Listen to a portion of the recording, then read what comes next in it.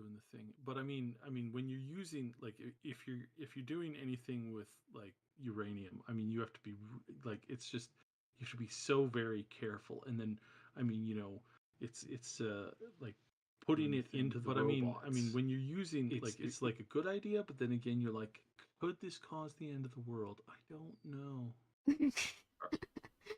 Sorry, are we live? Yeah, yes, we're live. Oh, sorry. Not robots taking over the world. The Game Awards. Hello, everybody. Welcome. We're talking the Game Awards. Yeah, I'm sure you know all about robots taking over the world. Anyways, yeah, the Game Awards, they happened. They happened. It was apparently the 10-year anniversary. I didn't know that. Yep. It 10 years. seems, which is, I think, goes to show how boring it was. I feel like I was the only one who was bored by the Game Awards. Like, because It's when I an looked, award show. what? It's gonna be boring, right? Like unless you're there cheering for Hi, like Dracurin. lots of different people, it's gonna be boring, right? Like it's gonna be slow. It's not gonna be that engaging. It's gonna The be like no, well, my what I'm trying to say is that it's supposed to be the 10th anniversary. I thought they would yeah, do something more, like actually right. like give back to the fans, like have a show-stopping thing. Do you know what I mean? Like something big, but it just feels like it was just a typical award ceremony. Yeah, But it's the 10th but anniversary? Like I don't understand. Everyone's like, "Oh, Jeff went all out for the 10th anniversary." And I'm like, It was just a regular boring award ceremony. It didn't feel like he did anything new." So, that's what I'm confused about.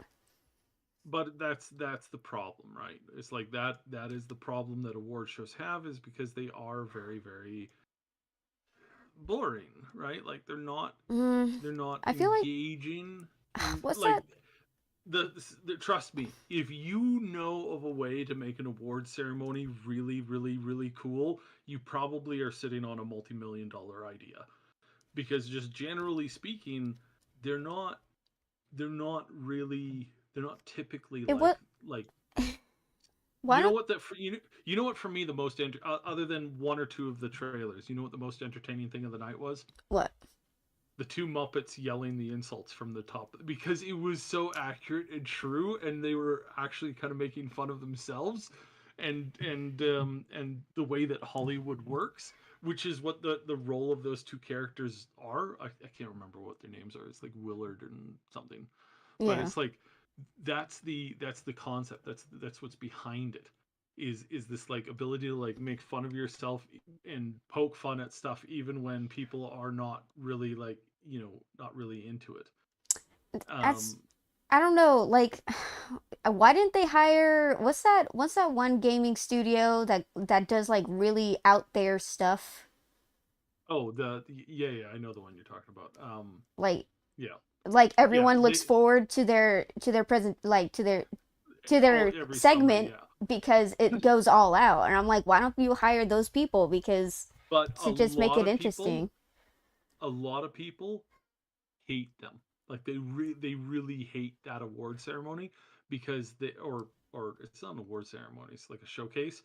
A lot of people really hate that showcase because they do not find it funny or engaging. They find the jokes bad. They find everything bad. They just genuinely dislike the that side of the thing. So it's like Really? I it's thought they make a lot yeah. of they poke a lot of fun at the gaming industry for like its bad practices and they like Again, call it you'd out. think so, right?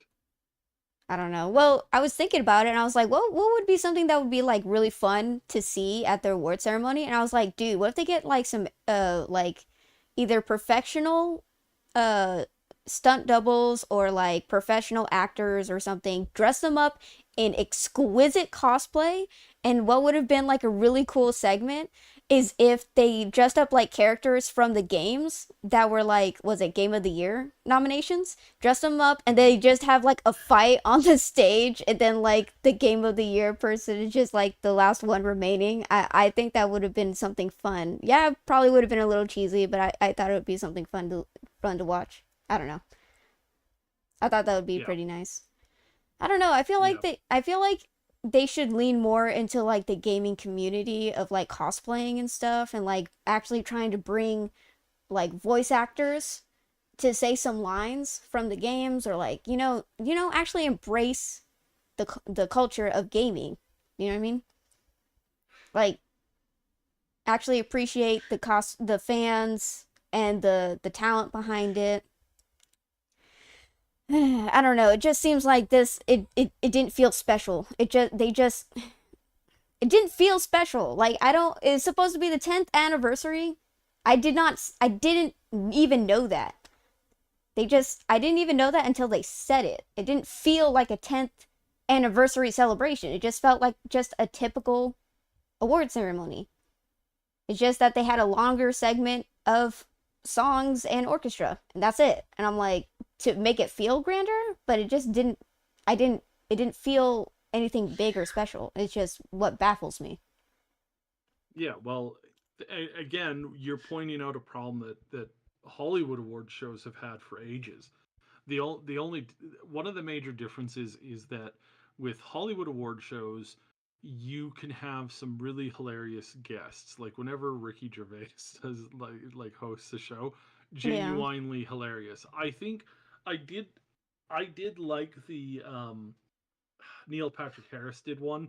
The last one that he did, everybody criticized. They said it was super boring, but he did things that were abnormal, that were different, that were not normal for award shows. And a bunch of snooty like people were like, "I don't understand what's going on. Well, I don't like that this is going on. This doesn't make any sense to me." He did this magic trick that was actually very, very, very smart, very, very, very cool, where he had like he set up a suitcase, a locked suitcase, and he set it on stage, and everybody was kind of could watch it throughout the whole show, and then he pulled it out at the end and he played. It was his predictions, but his predictions wasn't about who would win or anything like that.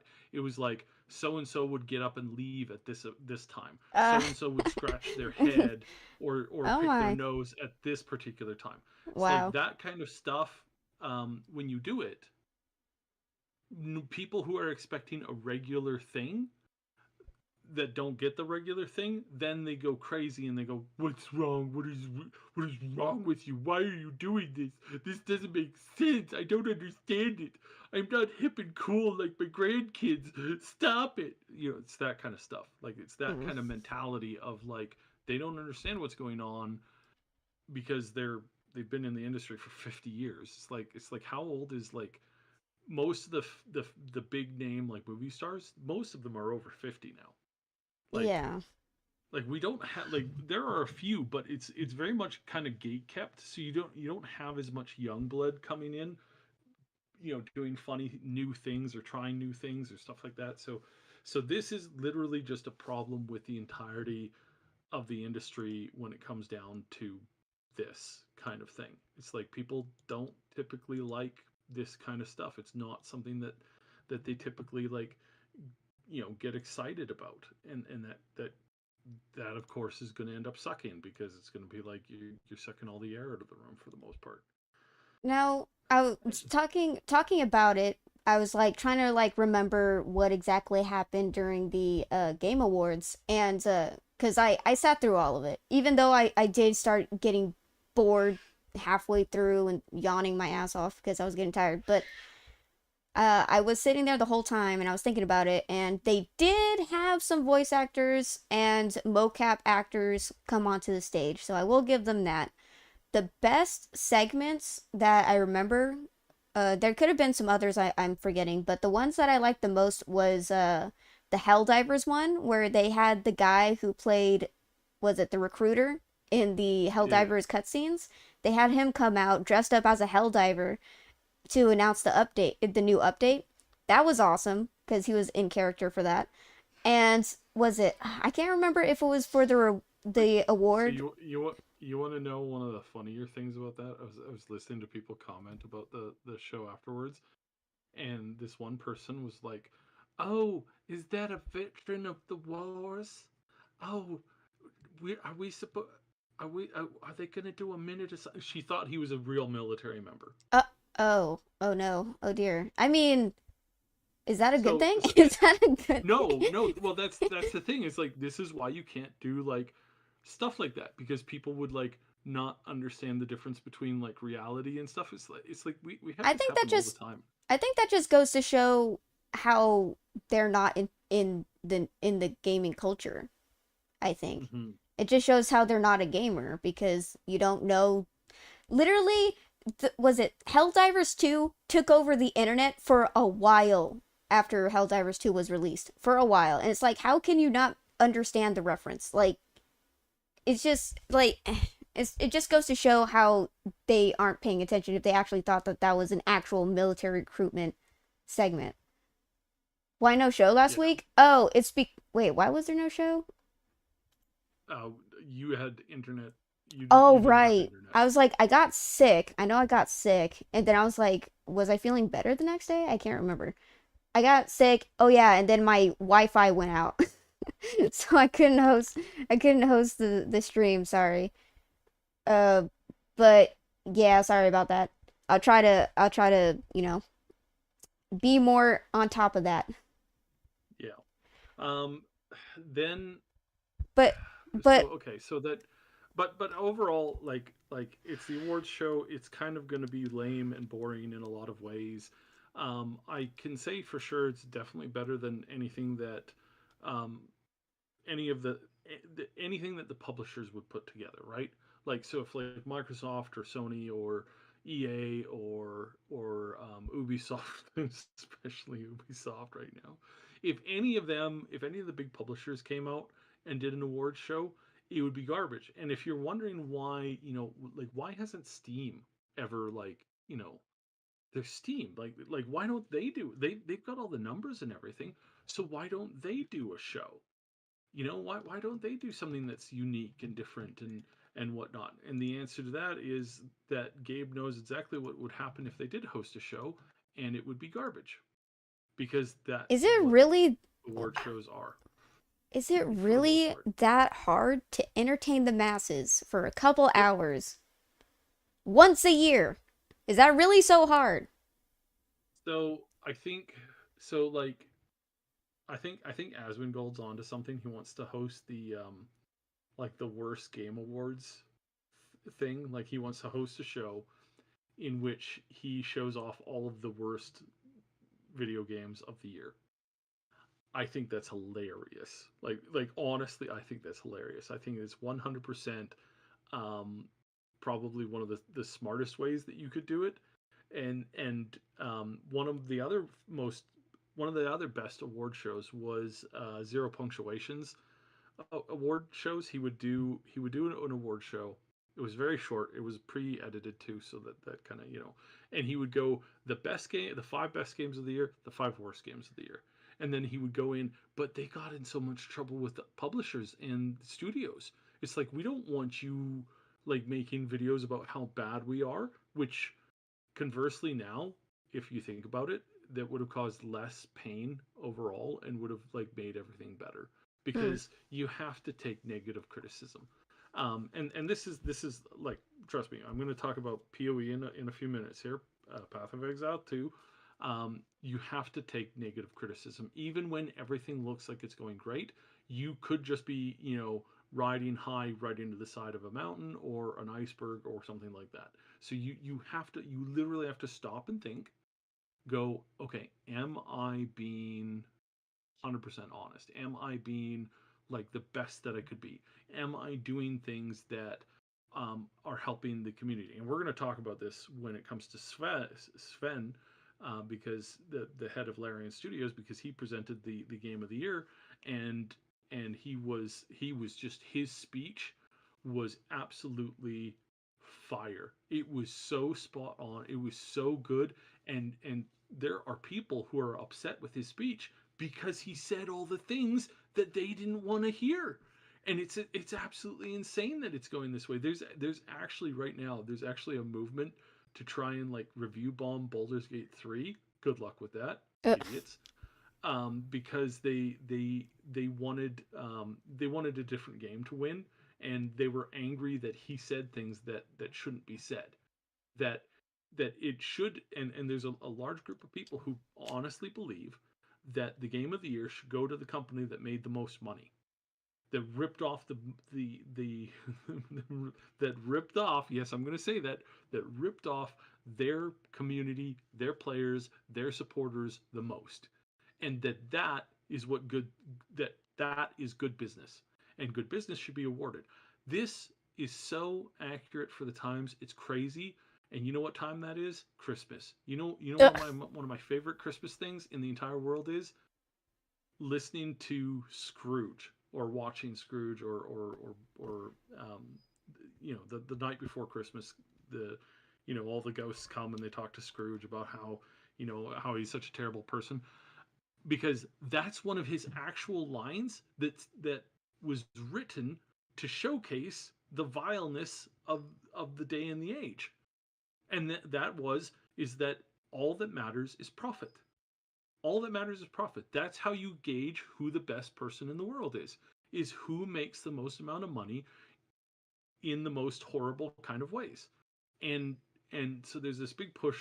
It's not big. I'm mocking it when I say that. There is a push to go after Sven, to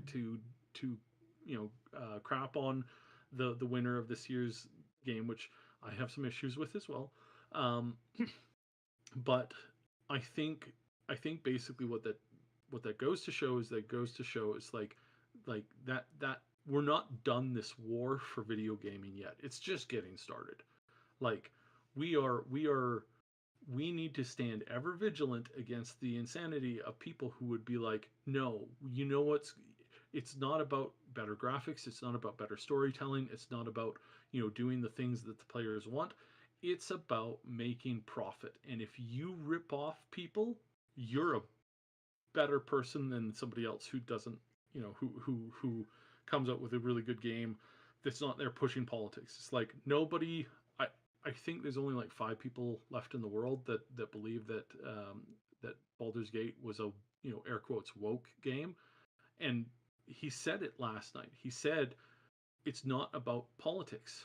It's about just making something that's fun. You can make whatever game is interesting to you. I like the way that in Baldur's Gate 3, all the characters, all the side characters, they're all character sexual, meaning that if you like the character, you can or cannot choose to, have a relationship with them. It's like that's how we get good video games going forward. Not trying to ram something down people's throats. It's like, no, just make a story that's good, and then let players do what they want with that. That reminds me of when the developers were like pushing that that the characters for Dragon Age Veilguard were not player sexual, they were pansexual. And I'm like, okay, isn't that the kind of the same thing? And they're like, no, there's a difference. And I'm like, but it's the same thing though. I don't understand. Like, I don't know. They're just being really weird about it. Like being player sexual was like a bad thing. And I'm like, they're like, oh, everyone's not gonna fall at your feet because you're the main character. And I'm like, well, okay, it's not a harem game. Like, harem games, like, everyone is in love with the MC, regardless of what, they look like and what they do and stuff. But good character writing, makes the romance more believable, right? And that's what you get with Baldur's Gate 3. The romances between the characters is a lot more, especially in Astarion's case, is like pretty slow burn and stuff. And it takes its time over the 3 acts. And do you know what's hilarious? I like how the devs from Dragon Age the Veilguard were saying that, oh, you don't just press a heart button to flirt with the characters. Your guys' romance actually naturally progresses over time. And they just reduce the romance to just pressing the heart button every interaction. And what's Yeah, funny is that the the flirt options aren't even flirts. Like it's not. It's just like a weird option to have to be like part of the romance. It's just you saying something. It's not really a the like. vast majority of those people have not ever had a real relationship, so that wrote those characters. So this is my I'm It's not just saying this proof positive. I'm This is just my opinion of it. Allegedly, they don't know how to have relationships, so that's why that problem exists.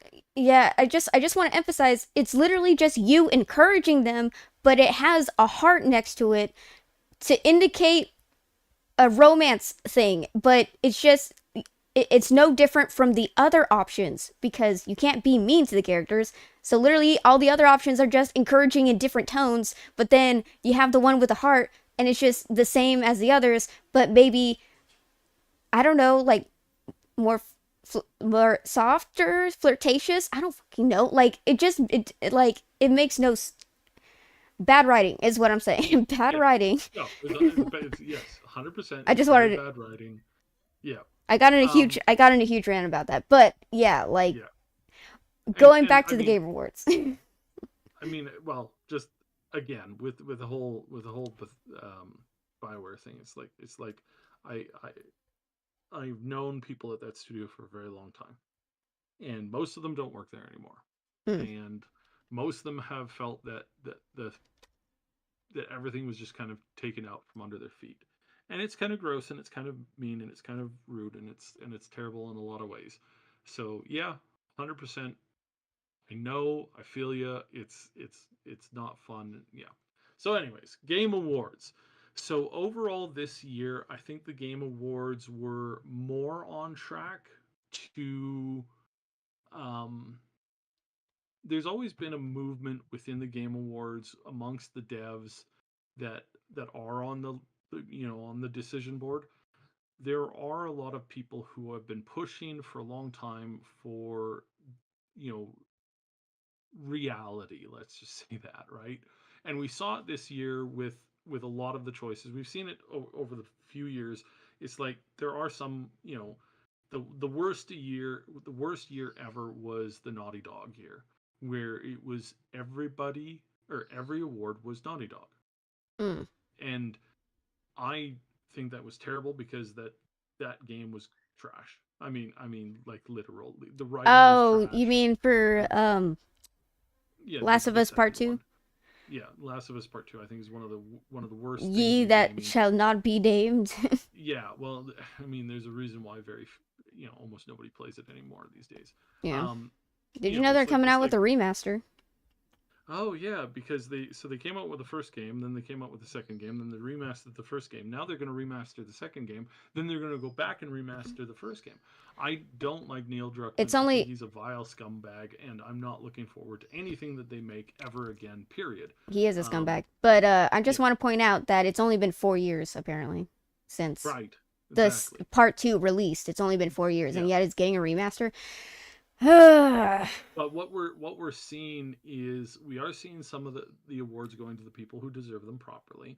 Um, when things are clear and fair, when there's some muckery, that's where things get weird.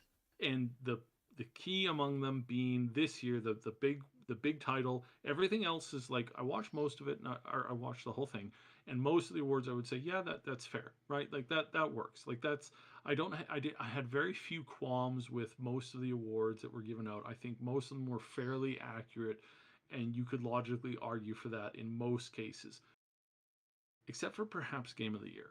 But it wasn't that somebody won that wasn't on the list. It's that the list was never correct to begin with. So Mm. when you have a skewed list, and we talked about this 2 weeks ago, when you have a skewed list, you're not going to get an accurate result. And I think that's what we got. If it was Astro Boy up against um, uh, what crap, what's it? The Wukong game. I can't remember the name of it. Um, the Stellar Blade, um, the Space Space Marine 2, Marine Helldivers and 2. and Helldivers 2, I think you would have gotten a completely, I think you would have gotten a different winner, because by putting in games, by putting in a DLC, you skewed the vote, and the vote kind of went lopsided Well, because you were doing this stuff. it's not just that. Some of these games aren't games people even knew existed, like wasn't on their Yeah, radar. well, And any game, Astrobot was a PlayStation 5 exclusive, yeah, so that's what I was most gonna say. gamers didn't even have access to it. So it's like as you said, the nominations were very skewed. Right. And so like, and you bring up the one of the best points, you said it before, and that is when, I mean, we've all said this before, and most people agree with this. You can't have a game that's exclusively on one console up for game of the year, because you're avoiding 60% of the freaking environment. 60% of the people who play video games didn't even know Astrobot was really a thing. Like, think about that for a second. That's ridiculous. Why is Astrobot, which, and I'll talk about the game, though I've never played it. I haven't even seen a trailer for it, but I'll tell you why I think it won. But just in general, it's like, this is just not a it's just not I what have a I think feeling the why it won too. It yeah. just when it this I was saying this last stream was that it feels like the game awards aren't even for the gamers anymore, and the game of the year for this year confirms that, because first of all, Astrobot is not even available for everybody on all platforms. It is only on one platform. You have to buy an exceedingly ridiculously expensive hardware in order to fucking play the game. And then you have to have, freaking was it is it a Sony account? Like, I don't know. You have to Yeah. like make an account with them and stuff like that. You have to have specific access to this game that not everyone can afford to have. So you're like majorly, as you said, majorly majority of people have not played this game. So okay, majority of people have not played this game, but the jury for the Game Awards all consecutively voted for Astrobot to be Game of the Year. No, So see, so well, it's did the they even majority play wins. did they, so was it the gamers who have 10% of the vote, or was it the journos who have 90% of the vote who chose Astrobot? Is it because that they like the cute robot aesthetic, or is it because they actually played the game? So Because so I I'll for tell you sure what. know they didn't play Wukong, because it was bullshit that Wukong didn't win art direction, the award for Mhm. art, the art in games. Is bullshit that fucking Wukong didn't even fucking win that one, because they used multiple different types of artwork in that game. Mhm. It's not just like animation. They have like 2D animation for the cutscenes. They have water paint colors for cutscenes. They have claymation. Claymation. Do you know how long and hard it takes to make like 30 seconds of claymation? It takes months of work, and they did it for a game.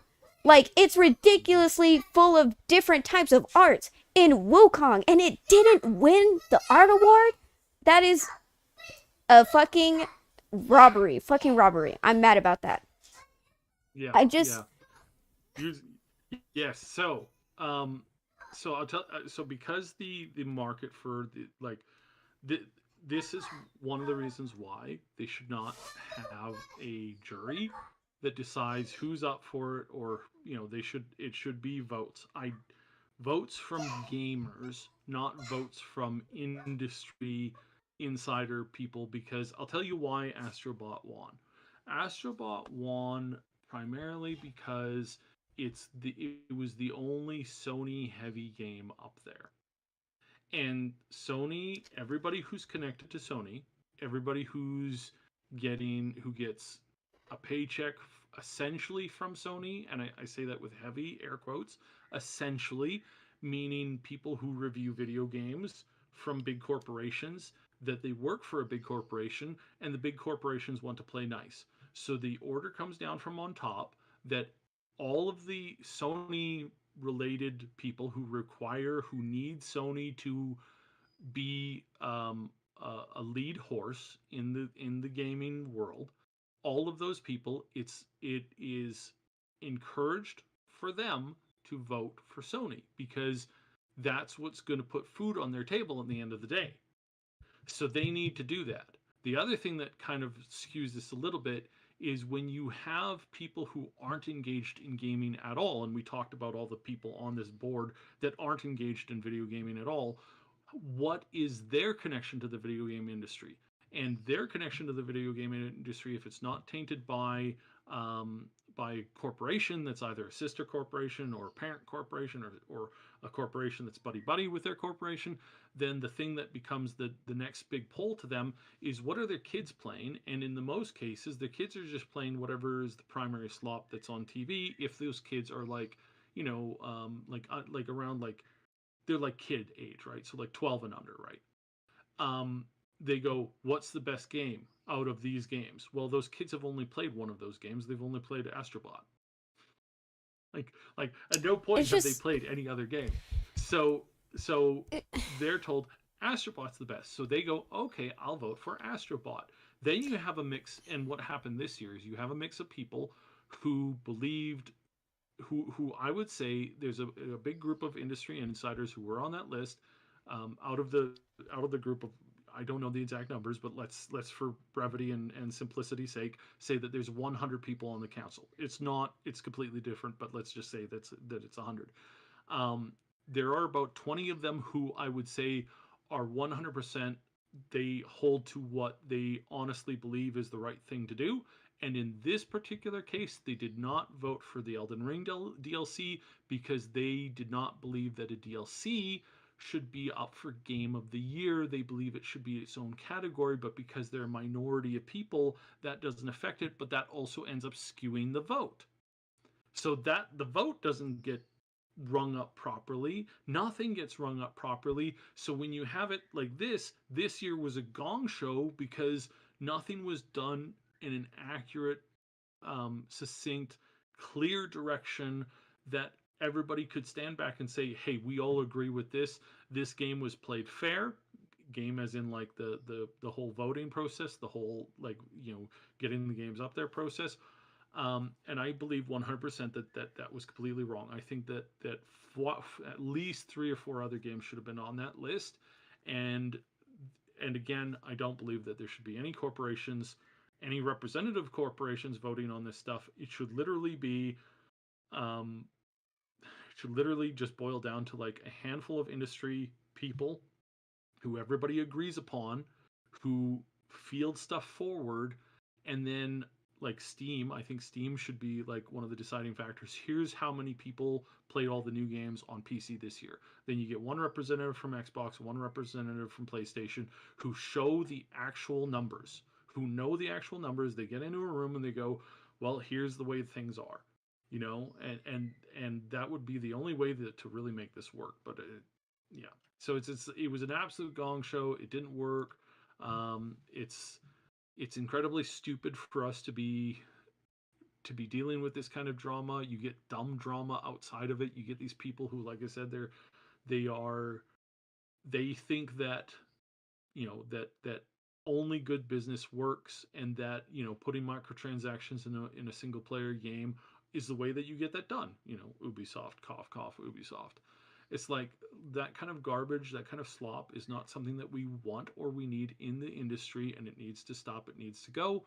And it's not about the pure sales numbers, because then you'd end up getting it every year. Would be like what? It'd be like Farmville on the iPhone or something like that. It'd be like Clash Clans or something like that, because there's so many people that are so invested into it. There's just people that over the past 10 years of playing that stupid game that have like put in more than $10,000 into it. A lot, not just hyper whales. It's like no. There's a lot of people who have dumped enormous amounts of money into something that is, yes, it's a game, air quotes, but it's not an actual game, right? And so Mhm. that's that stupidity that we have to deal with, unfortunately. So S- yeah. Well, even then, like I tried to do some research onto the. What are you doing, Bubba's? Your cookie. Okay. Anyways, I tried Cookies. to We actually love do. cookies.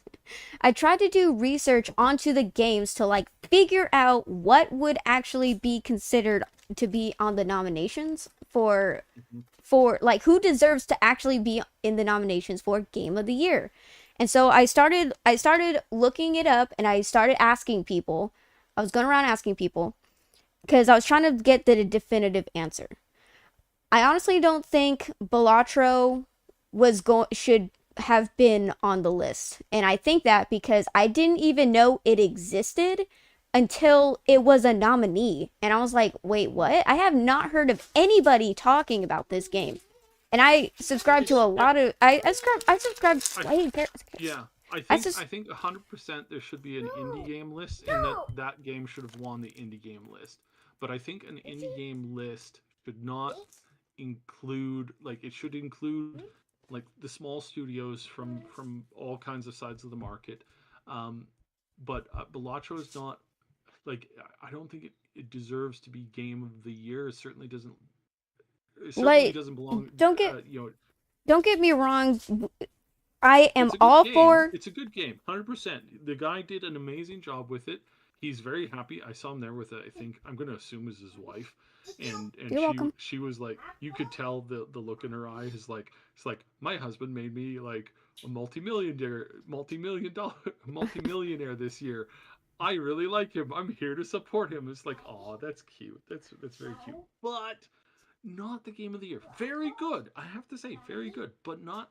It's an indie game. I believe it's a Do, completely different category. I think it is hands down the best indie game of the year, but it's not the best industry game of the Au year. So contraire, therefore, it shouldn't have been on the list. I actually think mouthwashing was actually the indie game of the year because it is such a good Uh, game. It is such a good game. I will fight people on it. It is such a good I game. I keep rewatching it and coming to different realizations every freaking time I re see the scenes and stuff, everything playing out over and over again. Like more, you discover more with each go through, each playthrough, all right. and I'm like, it is. I haven't played it. Sorry. Oh, I sorry. haven't played it or been able to get into. I knocked over a cup. I haven't been able to play it or really get into it. Um, but It's I've heard nothing but good things about it. Aside from their music director being a bit of a jerk. Yeah, I know. spaz. Yeah, Yeah, a bit of but a spaz. it is Spaz. it's Yeah. more of it's one of it's obviously one of those things where it's like you remove the creator from the artist, or wait, the art from the creator or something like that. Hmm. Like, Hmm. well, to be fair, he was just one person on a team, so it's like he's just one voice among others, so it's like he's not the majority.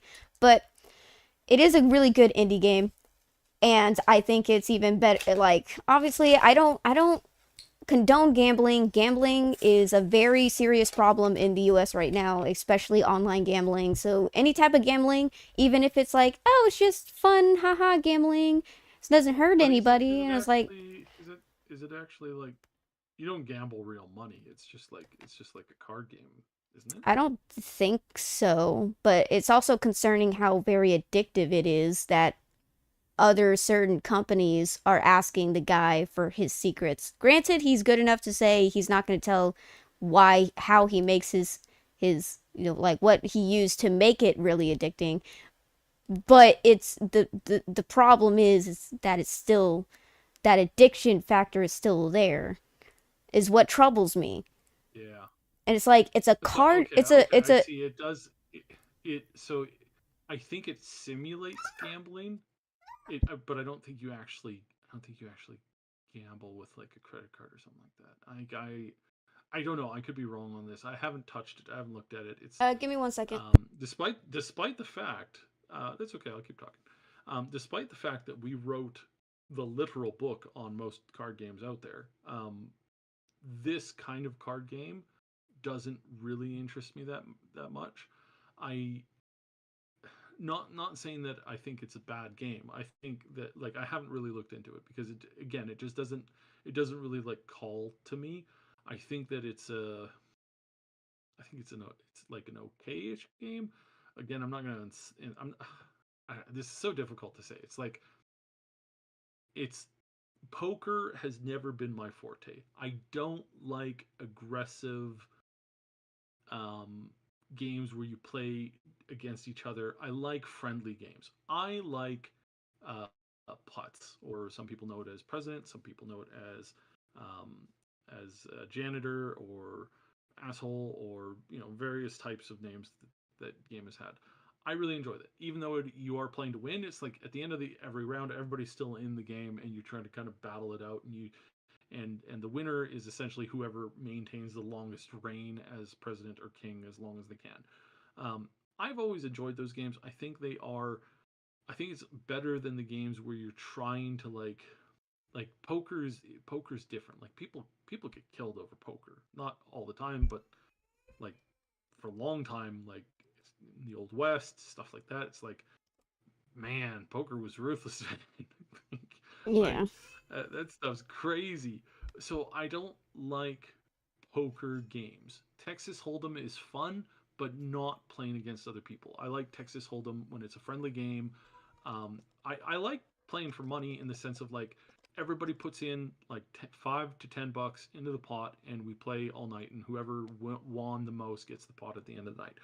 That I like. I enjoy that because you get to play around. But the minute that you're like, hey, put your car keys on the table. We're gonna play for car keys now. It's like, no, no, that's not healthy. That's so bad.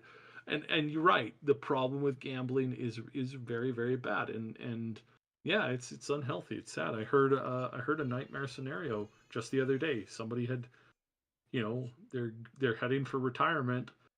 They're a year or two away from retirement, and they just discovered that their significant other has put them $150,000 in debt and used up all of their retirement savings. Period. Oh my God. So that is a nightmare scenario that I hope you never have to face. That I hope nobody else ever has to face. And yeah, there's other social injustices in the world that are just as bad as that, for sure. But and a lot worse, obviously. But yeah, I'm not a poker. I know I've been rambling. I'm not a poker game player. I don't enjoy playing poker for money. I like simulated stuff when you play it in like in a Western game, right? You play Texas Hold'em in some like Western game. It's like, I think that's great. That's cool. That's fun. And then you can stand up and shoot the whole table because Yeah. you're in a video game, right? So you do whatever you want. But yeah, I don't genuinely I don't like gambling. I don't go to Vegas for That's fun. why, I go to yeah. because obviously, because it's such a serious problem, that's why it didn't sit well with me that it was a nomination for Game of the Exactly. Year. Yeah. I was like, Yeah. what are you trying to say here? Now, everyone's like, oh, it's just a good game, but it's like, it's just a really cool card game. And I'm like, well, let's be honest here. It's a gambling simulation. It's a very addicting poker-ish game. Like, I don't know if there's a specific thing to call those cards, like playing cards, I guess. They use playing Yeah. cards to do the game, and people, if it's a really bad problem, it's a slippery slope is what I'm trying to say. It's a very slippery slope.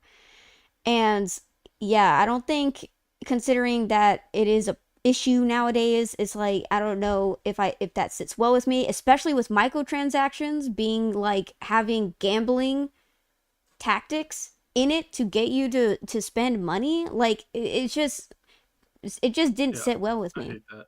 It's not good. So I didn't think Bellatra deserved to be on there. I'm just gonna be honest and say that. I don't think it deserved to be Game of the Year. I looked into Final Fantasy Rebirth, Final Fantasy VII Rebirth, and I was talking to a friend who on Discord, who he said he is a huge fan of Final Fantasy VII, the original, and that he played the was it Final Fantasy VII remake and Rebirth, and I was like, okay, so what's your opinion on it? And he said that Final Fantasy VII Rebirth should not have been a nomination because the remake was only one third of the actual game. Like it wasn't the full game. So Rebirth was part 2. I assumed that part 2 was going to be like a different story. No, it was just continuing the same storyline from the original story. So it's just literally just part 2. They didn't really deviate. And I'm like, "Oh, okay. Okay, I see why you would think it's still a remake. It's not anything new." I was like, "Okay, got that changed my perspective because I was willing to give it a chance, but I was like that changed my shout out to my boy. Oh, hi Scythe, welcome in. Sorry, Scythe is my mod. Hello Scythe. I know that guy. But yeah, he knows the guy that I'm talking about. Oh my god, we know people. But yeah, I was like, okay, that changed my perspective because I was willing, like I said, I was willing to give Rebirth a chance if it was doing something new. Turns out it's not. I was like, okay, never mind. Cut out Rebirth. Rebirth doesn't deserve to be on there. And so I was looking at the other games, and I was looking through a gamer playing Astrobot, and I was like, okay, is Astrobot actually a good game? And I was watching it, and yeah, it is actually a good game. It looks like it's really freaking fun. It reminds me of something in Clank. What is it called? Uh, those Ratchet platform, and Clank. Yeah, yeah, yeah, yeah. Ratchet and Clank Yeah. plus Mario platforming and stuff. Like it seems like a really fun game, and it does cute, and it has like cute little robots and different cutscenes and different types of quests and stuff that you have to achieve. And it actually does seem like a fun game in its own right. And I was like, okay, I thought it was just like a very boring platformer that was just copying Mario. And before you come at me, there really was someone did actually do a video side by side of showing different Mario platforms from multiple different Mario games side by side with Astrobot, showing that it was copying pretty much the same formula of Mario platforming. So I was like, oh, it's just reusing stuff. But I think maybe those examples were only like a small part of the game. Yeah, those examples were just a small part of the game. There was other different types of platforming going on, like wall climbing and stuff like that, and doing collectibles, and doing puzzles and stuff. And the boss fights are actually some of the boss fights are actually really interesting. So I think the game has more merit to be a contender. Did it deserve to be game of the year? I don't think so. I think it does deserve to maybe have some kind of spotlight. Maybe it deserves to actually be a nominee, but I don't think it deserved to be game of the year. Now, I really do believe that the reason why I feel so strongly about Space Marines 2, Helldivers 2, and Stellar Blade is because they made a lot more significant headway in the gaming community than any other games previously. And I believe it's because of the controversy around them. Now, journalists will say that the games are bad, that it promotes toxic gamer communication and stuff. When in actuality, a lot of gamers actually prefer these games because I don't know, like everyone's like, "Oh, it's not about the sales," but it's like it kind of is. The sales numbers are important because it shows how many people are interested in the games. Baldur's Gate 3 made what 20 million within the first 2 weeks of it being launched. It sold a lot of copies. And how well did Concord do? How well did Concord do? Can you remind me? Yeah, did nothing. Yeah. So when Like people it literally launched to less people playing it than worked on it, which again is like you can't, like that is so bad. That is just bad design, bad leadership, bad everything. Um, to not even be able to rally your entire office to be playing it. Everybody in the office would rather be doing something else than playing their game on launch day. That's when you know you. I mean, you just royally screwed up. What I'm saying, Yeah. yeah, these three games, these three games, especially Black Myth Wukong, have been the source of controversy, not for gamers, but for journalists. Journalists had a problem with these games. It wasn't the gamers. The gamers loved these games. They played them. You can tell by the sales, you can tell by the consecutive numbers of how many players are currently playing them right now. You can tell that people love these games for a reason. But for some reason, journalists don't.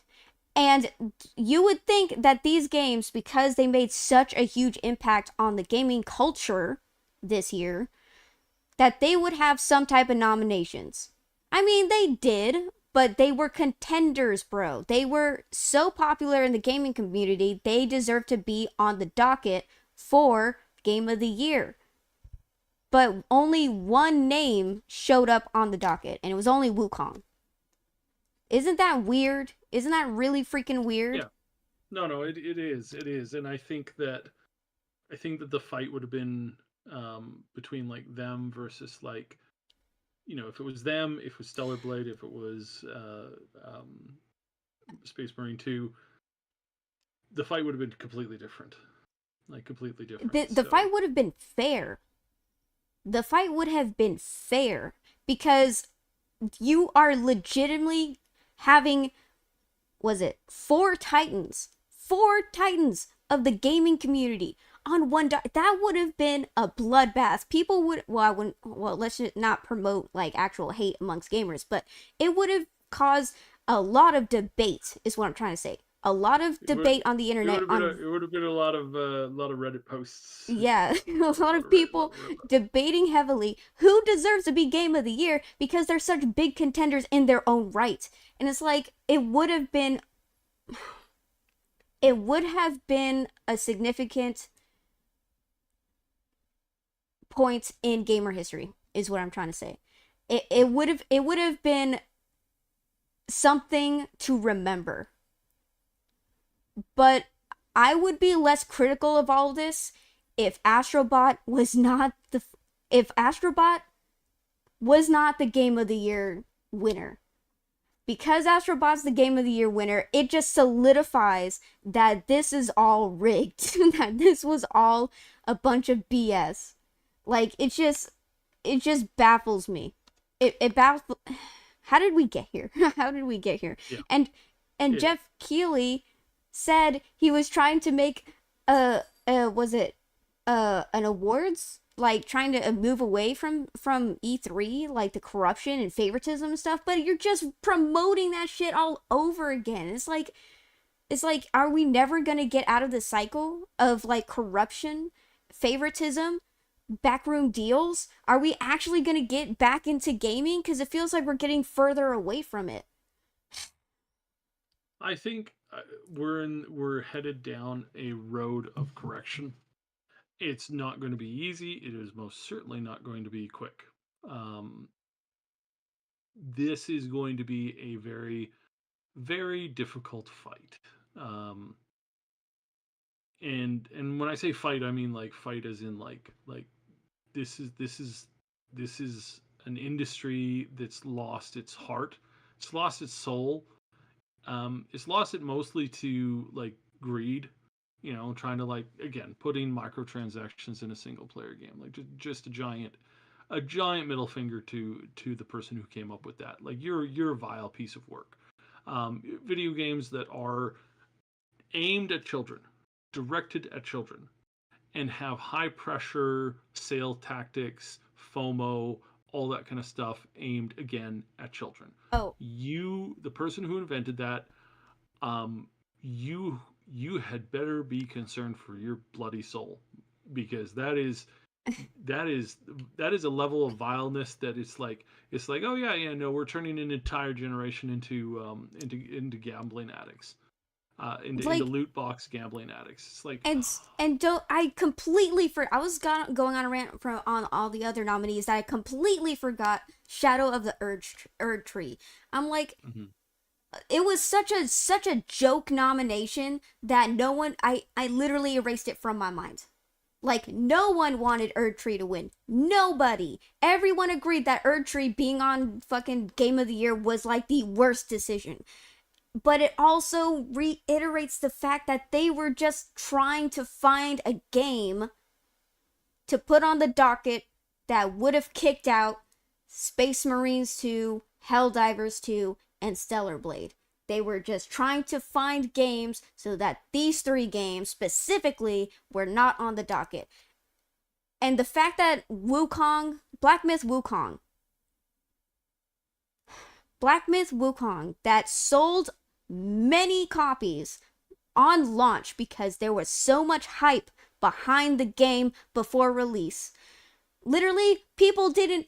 I just want to reiterate, a lot of people thought it was a scam because the game looked so good. They did not believe it was an actual game. They thought it was going to be a scam because it came from China.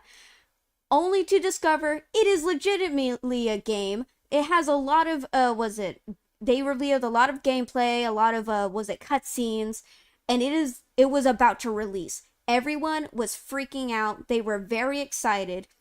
And word of mouth goes a long way. People tend to forget that. The moment somebody, or a couple of somebody, started playing the game, because let's be honest, we were probably all a little hesitant to actually buy the game, because, games nowadays, if you buy it, they kind of suck. So they look nice, but they kind of suck after a while. So everyone would be hesitant about it.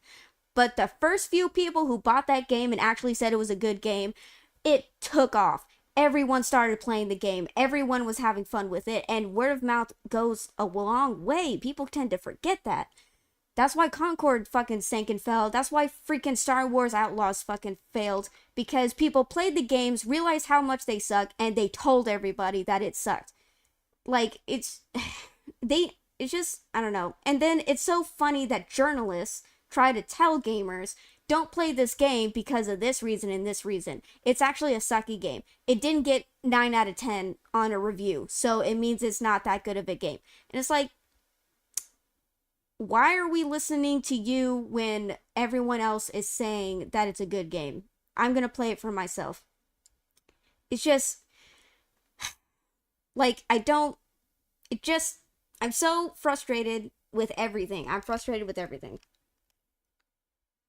I'm so glad Sven got to speak his piece. Todd with horse armor kicked it off. Oh, God. Oh, God. Ain't that the truth? Ugh. It was definitely kind of like, it was definitely very funny to see Todd there in the couple times that he was up on stage. Dude, he was so tiny. I didn't realize how short he was. Yeah, he's a bit of a short guy. But overall, like, I think yeah. it just I think we had one of the greatest moments in gaming the other night is when Sven came up and made his speech. 100%. I think that's one of the greatest moments in history. Just him coming up and just absolutely slamming the games industry. That speech is great. I wish I could pull it up and play it, but yeah, it's great. I love him. I think that we're gonna be correcting in the games industry for the next, like, probably the next 4 or 5 years, honestly. it's definitely we're turning a ship, and turning a ship takes time. It's a slow process. I don't know. It's just I thought, I guess I'm being impatient because I thought we would be beyond this at this point, but it just seems like it's just gonna take maybe a couple more years to get out of this funk, I guess. But on a lighter note, there were some cringe moments, not gonna lie. The jokes, some jokes didn't land. I thought, I thought the what's his name? The guy who played Jesse in Breaking Bad. Mm-hmm. I thought his segment with his co-star went on a little bit longer than necessary, and I was like, is he flirting with her? Because it's like dragging on. And it was like, anytime they do this kind of stuff, this kind of like bringing in Hollywoodites, it's like they come up with like they can't just have them talk because that would that would be stupid. That'd be like having you know that'd be like having John Wick come up and do a speech. It's like, oh wait, that was actually good. Yeah, because he was in there, he gets it. Like he gets the role, he gets the game, he gets everything. But in this world, it's like, no,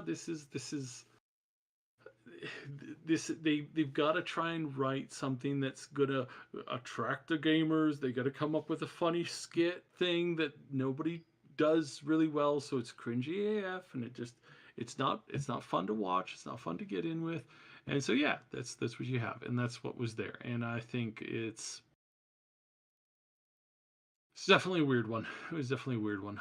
Yeah. Like I said, it just didn't feel like a 10th anniversary. It didn't feel special. It felt very boring, like a typical award ceremony. I didn't feel like this was a celebration. I didn't feel like this was an anniversary. It didn't feel like it. It just felt like a just one typical show for this year. Like it didn't feel Mhm. special at all. Like yeah, they had Snoop Dogg come up and sing, but it's like I don't know. I feel like they do that almost every other year to have a celebrity come sing. It didn't feel special in any way. Like I don't know. That's why I was saying that they should have done more with it. They should have gone like leaned more into the gaming community. I will say that the black and white skit narration was really fucking funny. I thought that was really entertaining. Where the guy there was like a voiceover and a guy was like up at the mic and like there was a voiceover like being his quote unquote thoughts as he's like preparing to announce the winner, and he was like, "Oh, maybe let me go up here," and he's like, "What if I surprise everybody by doing a little dance?" And then he does like a little cute little dance. I was like, "Oh, that's cute," and then he's like, "Nah, let's not do that." I don't know why. I just thought it was like really cute, and I thought it was very entertaining. I thought it was very entertaining. Was it like It that was. for? It was. Was it like that for the rest of the award ceremony? No, unfortunately. They try to be professional and keep everything short and move along so that we can get to the fucking halftime specials because that's what everyone's here for is the halftime specials. But was there anything else of note during the ceremony? They got a Don't lot of they got a lot of celebrities on there. Like like Khalid, the singer, Snoop Dogg. Apparently Snoop Dogg's making his own game. I didn't know that. Yeah, with is it his nephew or Rance? I I think can't remember. I think it's his son. Someone said his son, so I was like, okay. Okay. Yeah. It's like more power to you. Like go ahead. Like literally more power to you. I think that would be good.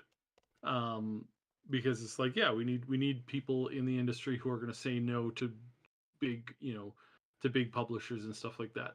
I don't think, I mean, I could totally be wrong. I don't think that Snoop Dogg is going to bow to some executive in some, big gaming publishing company that like EA. Like, I don't think, I could be wrong. He could sign a deal with them. Like, he could have already signed a deal with them. I don't know.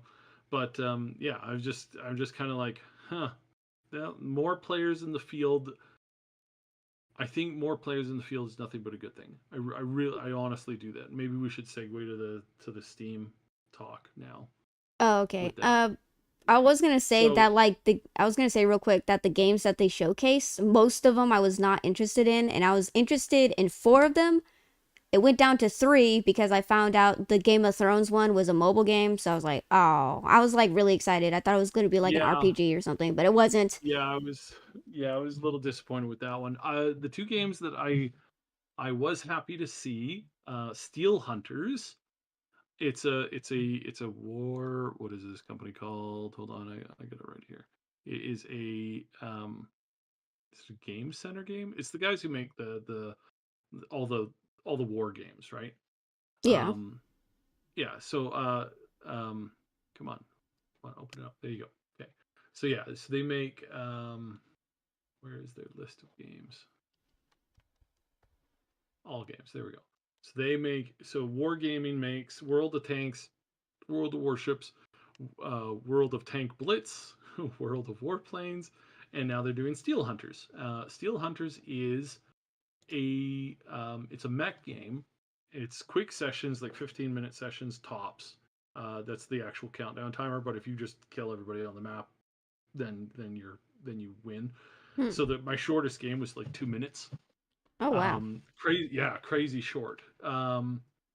You play giant mechs that are like just enormous, and they're fighting each other, and they Oh have different yeah. roles. There's like a sniper, there's like a soldier, there's a bear mech, which is really cool, and then there's a couple other ones.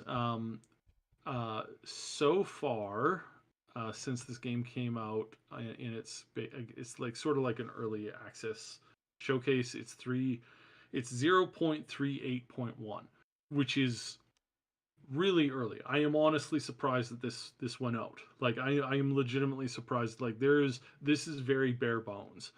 But I think it's one of those cases where they're wanting to get as much feedback from people as they can. So I applaud that. It's free. You can just request access. I requested access on Steam. I also requested access through their launcher, and I got it through their launcher faster than I got it on Steam. So I've been playing it through their launcher. Nice. Um, Again, overall, I would rate this game. I would rate it pretty high for like what it is. So like lobby based, kind of shooter kind of thing. But it's third person, so it's nice. It's got giant mechs, which I always like. They always get my attention with giant mechs. The mechs have banter between each other as you play. What? Yeah, which is really funny. So like all of them have like they all like talk to each other while you're fighting. You can also send messages, ping your because you always fight in a pair, so you always have one person playing with you. And if they disconnect, an AI immediately takes over, and the AIs are, I would say, in most scenarios, they're better than the average player by a little bit. Again, that's better than the average player by a little bit, not better than good players, 100%. And they're better in like they're really good in like close counter scenarios, like where you're like you're fighting like literally like a few feet away from each other. But if you're if you're a sniper and you're playing against bots, it's just like it's a shooting gallery, so it's like they're not always that smart. But at any rate, um, was really looking forward to this now that it's out, sort of out officially. It's like it's really good to see it. I hope that they listen to good feedback and make a good game. And then the other one, which I confess I don't know whether it was shown here or was shown at the OTK games. I don't know if it was at both or whatever, but screw it, I'm just going to talk about it anyways. And that's Core Punk. Core Punk is great, and I really like this game. I am really having fun with it. It is again very bare bones early access, like really early. Like their version on this one is 1.1.13. That should be a 0.2 or 3, maybe a 4, maybe a 4. Should be 0.4.5 or something like that. It is really far away from what I would say is like actual like release state ready. But having a blast in it, really like it. I think that they have an overall direction that's really solid. I'm really excited to keep seeing what's here. I have only had a chance to play a few hours in it. Same with the mech game, Steel Hunters. Literally, like I've been so busy with work, it's been insane. But grand total, I think in both of these games, I have like 3 hours. But I really enjoy them so far, and I'm really the vibe feels great, especially for Core Punk. Core Punk really feel like the look, the feel, the comedy. It's all really good. I hope that it's got more meat on its bones, but it seems really basic right now. But yeah, we'll see with that one. So yeah, so Yeah. those were my stuff. Civ, of course, I'm excited for Civ. I'm excited for a bunch of other games that they showed trailers for. Out of their new like mega world things, it's like okay, the whole Elden Ring new game looks interesting. Sort of thumbs up for that one, maybe, but I don't really know. Like it's supposed to be some kind of weird online thing, so I guess we'll see. Question mark. Mm, Um, And then the new game that was put out by Naughty Dog looks like a steaming pile of garbage. Yeah, I was hoping to get to that, but the Well, ones. we can talk about that one because it's yeah. Oh, I was Let's talk just. about that. What were Oh, your thoughts of the game? well, I was The just gonna trailer. go over. I was just gonna go over what I was looking forward to because I Oh, like sure. my Go ahead. tastes Go ahead. in games are like a little bit different. I was interested in Onimusha, Way of the Sword. That looked Mm-hmm. really interesting. I love That Capcom yeah, cutscenes that one because looked good. they're very intricate. I'm gonna speedball this. I was Mm-hmm. interesting with. I was interested in Witcher 4. I have some things to say about the trailer, but I am interested kind of. I've learned things. I feel like Witcher 4 in itself is like it's needs its own segment to talk about because it's a lot to go Probably. over. But I am interested in what they're gonna show for that. Witcher 4, what was the other one? Project Century, the one where it was like in Japan, but it took place in like the 1915. That looked really good. I was very interested in that one. Was there anything else? Oh yeah, I was interested in the Game of Thrones thing, but it turned out it was a mobile game, so never mind. So only 3 games I was really interested in. Now, the okay, so when I saw that Naughty Dog was working on a game, I was like, "Oh god, here we go." And the first thing we fucking see is a product placement of Porsche making spaceships. The Porsche logo on a fucking spaceship. And I was like, "Oh, this is what we're greeted with. This is the first thing we fucking see to announce their new fucking game." I'm like, "Okay, product placement. That's nice." And then later on into the trailer, we see a woman shaving her head. Now, if you guys don't understand the political sphere happening right now, women in protest are shaving their heads right now. Granted, they have been working on Probably this. worked on that Yeah, they trailer. were Yeah, I was working gonna on say this for a probably worked on that trailer while. before that They were happened. they were working on this for a while. So her shaving her head with and aligning with political stuff is purely a coincidence, but still a weird coincidence to happen nonetheless. I will point out it's just very coincidental. But a lot of people saying that her shaving her head the first moment we meet her is a statement. Even some people were someone said this. Some like I was looking through comments of people talking about it, and on a video, and one person said that was it in the there was like an anime, like a 80s 90s anime playing on Mm-hmm. one of the spaceship screen, and she said that the female protagonist had long lustrous hair, and then the main character is shaving her hair to just like juxtapose. I don't know how you I don't know how you Mm-hmm. pronounce that word, Mm-hmm. like the duality between the two of how like the female character has beautiful long hair, but this character is shaving her head as some kind of statement. And I'm like, Yeah. oh well, that's something, I guess. I just want to say, Scythe says, I just want to say I enjoy these podcasts because it fills me in on things I don't have time to look into deeply. With my job and my drawing hobby, I'm in a bubble nearly 24/7. Oh, thank you, Scythe. That's nice of you to say.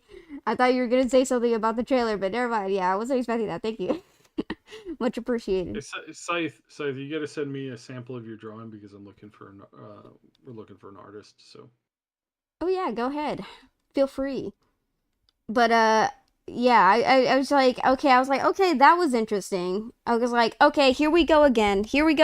Because if you guys don't know Neil Druckmann or oh, sorry, I probably shouldn't say that never no, mind. you shouldn't. I probably we're Even though sorry. I agree with you. Neil Druckmann, who was the fucking I'm sorry, freaking mastermind behind The Last of Us Part 2. Everyone remembers how popular The Last of Us Part 2 was. Do you remember, guys? I remember. And he's the genius behind the character Abby, who was also another masculine female. I don't know what Neil Druckmann is going for with the masculine females, but he's, let's be honest here, he has a thing for masculine females. Is that a bad thing? No, not really. But it is very, was it? It's a point of contention right now to have masculine women in video games Mm-hmm. because they're not balanced. their personalities aren't well balanced. They're not a balanced character.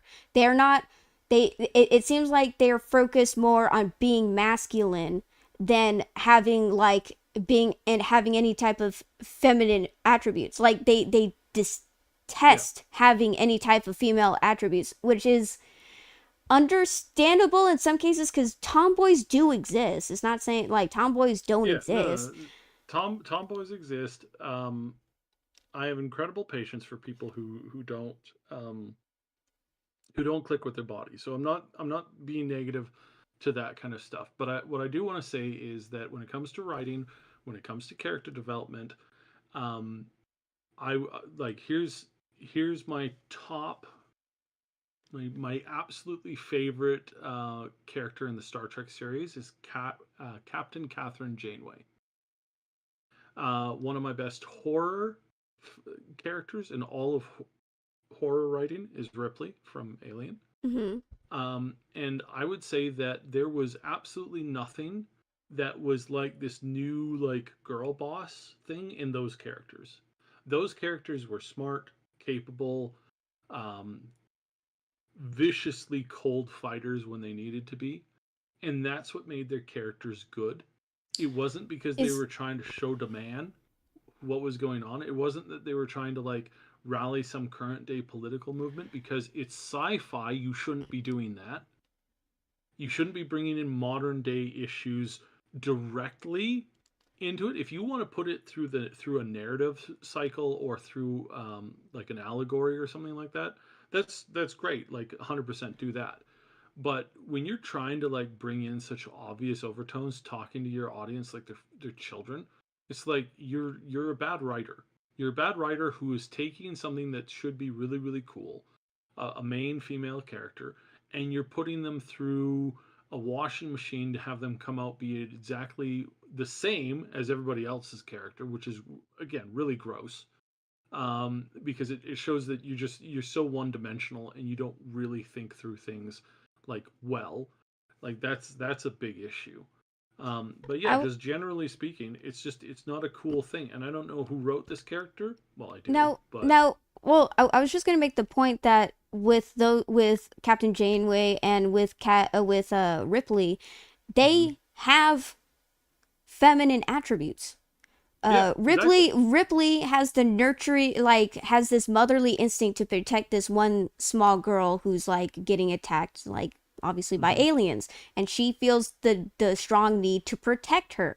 That's a feminine attribute, though some people will say that's her strength, which I'm like, what's wrong with being having a feminine attribute be a strength? Like there's nothing wrong with that. But she felt Right. the natural instinct of motherhood or a connection with a young child to protect, you know? There's nothing wrong with that. But what I'm saying is that she was balanced as a character with having that. Like she wasn't just like a badass, was it, who knew how to fight. Like she also had that softer quality of empathy and wanting to take care of somebody who needs protection. And it's the same way with Captain Janeway, hmm where she's a leader, but she has that empathy of being like of understanding others and trying to like find a solution. Sometimes she has to make the hard decision as any leader does, but she still cares about her crew, which is technically a feminine attribute. So it's like there's nothing wrong with these things. It's not there's nothing wrong with balancing out the character. But for some reason writers are so vehemently against any type of female hero or heroine to have any type of feminine qualities. And when you have no feminine qualities, you're just an a-hole. Because there's you have no empathy, you have no understanding, you're A only good you're 100%. You're so on point with this. So a way to phrase this is like you take any of the big male like macho characters, take their dialogue and give it to a girl, it doesn't feel or look right, because that's not what we want in most cases, I would say. So like you know uh what's that one Guardians of the Galaxy? What's his name? Quinn, the the main dude, the main guy in Guardians of the Galaxy, Chris Yeah. Pratt's character. If you put his lines and give them to a girl, he comes off as a complete and total asshole because that's what he is, Yeah. right? Like he has redeeming, like sparsely redeeming qualities about him at at times, but he's very jealous. He's very mean. He's very cruel when he's like being kind of a dick. But that's the kind of like that kind of But humor is kind of there, but yeah. it's not what makes a female character great. You have to be smarter with a female character. You have to be smarter with writing them. And when you look at something like Mass Effect, which is a great example of like one of the best female leads in a video game ever, was Femship. Why? Because Femship was written really, really well. Yes, some of their lines were duplicate, but not all of them. I think honestly the reason why FemShep was such a popular aspect of Mass Effect is because the acting was better. But Yeah. that but By the way, here's a people still adore male Shep. Let's be honest, people still adore male Shep, but everyone yeah. liked female Shep. I'm just saying. So the voice between female Shep is a person that I've met a whole bunch of times, and she was a Canadian who worked on a lot of like Canadian cartoons when I was young growing up. She was very young in the industry at that time. It was super cool hearing her, watching and Oh. hearing her. Yeah, if you ever get a chance to watch the Carmen Sandiego cartoons, she plays Ivy in that, and she's great. And you hear her when she's like clearly like very very young, and not like kid young, but like very young adult. Like I think she was like 17 or 18 when she was doing that. Huh. But yeah, great character, great design, um, absolutely banging voice, like 100%. And then she was great in the what was that one? The Star Wars MMO. Yeah. I think I wasn't being fair. I think the way that male Shep was like more stoic and more, I wouldn't say reserved. Like he was more slightly monotone in his delivery. And then Mm-hmm. you have Fem Shep who was more slightly more emotional in her delivery. Like was it being flirty and sarcastic and stuff like that. Yeah, And her sarcasm was really up there. Same with like her like flirty natures. Like those two things are great. Like those are what makes great female voice actors great, is that kind of stuff. So yeah. yeah. What were we talking about? Oh yeah, we were talking about female Right. writing. I got so distracted. I actually forgot what we were talking about for a second. I Uh, I am the king so, of running rabbit holes. so I was like, is this such a good idea that me and Saib are gonna be on a podcast together? Because he goes on rabbit holes and I go down rabbit holes. Is this a good idea that we're both gonna be going down rabbit holes together? But but was it okay, so Neil Druckmann's new freaking IP coming out. Okay, so I think Asmongold made a good it's not an example. He made a good statement in saying that humans have understand pattern recognition. Hmm. And the last couple of decades, we have seen games with strong masculine women, and every time they were written as jerks, a-holes, or just genuinely not likable. Their personality was plain. They were written cringe. I was cringily. They Yeah, yeah, cringe writing. Yeah, cringe that's a big writing, part. bad dialogue, just bad characters. And people have associated masculine women in fiction games like it, or masculine women in games, as badly written characters. So here we have it, a trailer of a masculine looking woman. People are just automatically going to assume it's going to suck and she's going to be badly written. Granted, in the trailer, she was showing some kind of personality of being a little sassy and stuff, talking to her was it what do you call them? What do you call a broker? The person she was talking to Yeah. who was giving her information. Yeah, Uh an information broker. Yeah. yeah, she was being a little I worked as an information broker for a while, actually. guys, hide your secrets. He knows all the secrets. Everyone be careful around side. He knows everything to know about anything, everything, everyone. Oh god.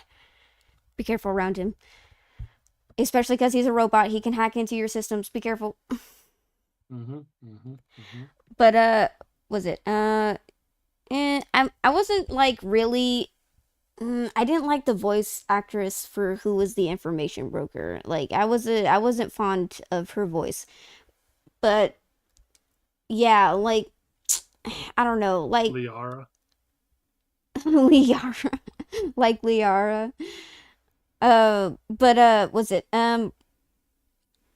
like I was saying, pattern recognition. We've seen this before many times for the last 10 years. Oh god, it's been like almost 10 years of this shit. Mm-hmm. Mm-hmm. And we have grown accustomed to it to the point where like, oh, well, it's just going to be a shit game because we haven't seen actual good writing with these types of characters, which is a shame, might I add. Like you would not believe how much gamers are willing to like give games a chance because it's kind of hard to find games that you really love, like, and you won't find a gem unless you go digging through the dirt. So if you yeah, we are naturally just try to give the games a chance sometimes, all right? And if it looks good, it looks like the gameplay is going to be fun, we'll give it a chance. If the story is interesting, characters are interesting, we'll give it a chance. But we've seen this before. This is the same song and dance. How many times are we going to dance to the same tune before our feet start hurting and we get bored? Do you know what I mean? Like, yeah. It's just the same trick pony. Is that what's the saying for that? Trick pony. Yeah. Yeah, it's the same. Like, yeah. It's nothing. It does one thing, and then that's about it. Yeah, it's the same thing. She's gonna like the antagonist is gonna be a male. We're hunting down a male. It's just the antagonist is gonna be a male. I'd be pleasantly surprised if it's actually a female or maybe neither, depending on, you know, who you ask. I don't know. Maybe non-binary, who knows. Do something a little different, a little spice it up a little bit for the antagonist, I guess. But usually the male is the bad guy. Usually the female has to overcome some kind of conflict that really had no idea being reason to be a conflict in the first place sometimes. Like they try to set it up like it's a big deal, but it's not. I'm just distinctly thinking about Forspoken. Forspoken was such a bad game. Dude, I saw the beginning of the game and it was horrible, Saib. It was horrible. I was like, this is so badly written. Like it was so bad. Like they try to make it seem like try to make you feel empathy for this character, but it's just you don't. You don't feel empathy for this character. For at least for Spoken, the character for Spoken, because she's just so hostile towards everybody. Even when a girl like helps her escape from being imprisoned, she's hostile towards the girl. And it's like, can you stop being hostile towards everybody? And it's like she doesn't learn the lesson by the end of the game that she needs to stop being hostile towards everybody. She's like, I've been through so much stuff. You don't understand me. I'm traumatized. And it's like, okay, we get that, but you don't have to be on your guard with a 5-year-old girl who's giving you a flower crown. You don't have to be hostile towards everybody. Like, it's ridiculous. What I'm trying to... It's poor writing to the extreme, yeah. Like, that's not... I mean, it would be good character growth if you see her slowly start being soft towards the people trying to help her. God dang, why is that so hard? People are trying to help her survive in a new environment. And it's like, she's like, I don't want to be here. I want to go home. this isn't my home. This isn't my country. This isn't my place to, I'm not supposed to be here. I'm not the hero. Don't expect me to save you guys. And I'm like, how can you be so unlikable, dude? Like, who thought this was good writing? And the reason why I'm ranting on Forspoken is because this is the type of writing for female characters in games for the last almost 10 years. 10 years of this, of women just hostile towards everybody, like only nice to certain people maybe, and it's just so bad. And it's like, how have we gotten to the point where like we have, is it, we have, it feels like we overcorrected. Like Yeah. we're like, oh, women don't get a lot of representation in gaming. We're just gonna we're just gonna go to the farthest limit of making women not even like feminine anymore, because women are so heavily unrepresented in games that they're almost like men now. So what was the point of doing that? I don't, do you understand the issue Hmm. here? Like, Hmm. you're trying so hard for women not to be like the typical woman that you're just making a male character in disguise. That's what it is coming down to. And I'm like, we're like overcorrecting to the point where we're just coming back to masculinity, which makes no fucking sense. Sorry for the F-bomb, but no freaking sense. It makes no sense. Like, how did we get here? Uh, and Right. it's stop that said, and it's not just video games, it's everywhere in media, like Oh yeah. Tila in that new He-Man. Oh, right, I forgot about that. Yeah. No. The so you and I don't know, like, I don't know how we've gotten here. So there was this show. It was a DC show. It was one of the. It was it was a DC superhero show. That had like a lot of lesser known characters in it, and Cyborg, because they had to throw Cyborg in to retain an audience, I think. Um, which just goes to show that by doing that, they made the show more popular. Um, what is it called? Oh, damn it. But it's got this girl character in it who this show came out years ago, and then after the show came out, I started seeing all these like girls were pretending to have the same problem. And she's got multiple personalities inside of her, but they're real, and each of them comes with various powers. And then I saw somebody emulating that exact same problem, which is definitely a made up problem. Like yeah, it's a made up like psychological thing. It's like no, your head is not full of like different entities that have different powers, and that and it's like, oh, for crying out loud. But at any rate, writing like that came around, and it's like, oh yeah, you have to draw these or you have to write these characters with absolute like soul crushing like problems, constant problems. It's like that's good for a short period of time. That's good for like all characters have to have some kind of growth, right? Like Mm-hmm. you want that to be, but it's too samey. It's a lot of the same stuff. It's a lot of the same stuff that you can't question as a viewer, as a reader, or as a watcher of the or consumer of the content. So I'm writing a series, and in my series, the main character, she has a lot of struggles early on, but she gets past those and develops, as a character. And that's and I look and I because this is a great concern to me. I look at other characters, I look at how they're written, and I'm like, am I falling for the same trap? Am I writing them as either Mary Sue, or a just like this like complete and total train wreck of a character? It's like, no, she's trying, she's really trying, and at no point are you encouraged to just give her a pass because she has these issues. It's like, no. But that's the difference between, I think, between my writing and the writing that I see in Hollywood, is that when these characters come forward and they say, oh, we have a problem, you are entitled to, you must support them in their problem to continue to have that problem. At no point are you allowed to like say, hey, you should maybe move past the problem. At no point are you allowed to say that. And then at no point are you allowed to say something like, do you even, is this an actual problem? And I encountered this recently when I had my first couple of chapters out, and somebody's like, why is there not like, why aren't you telling the audience, the readers, that they must agree that she has this problem? It's like, no, you don't know whether she has the problem or not. You don't know if it's all in her head or if it's a real problem. You have to figure that out. And they're like, but that means questioning whether or not she has this weakness. It's like, yeah, that's the point. And some people are just like, no, no, no, you can't question weakness when it's used as a crutch. And that's crazy to me.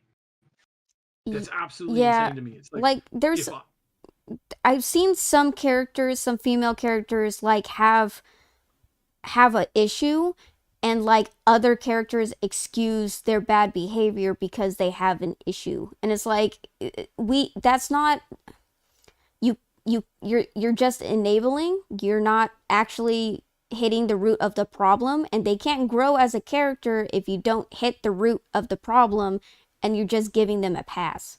Like that's just, it's just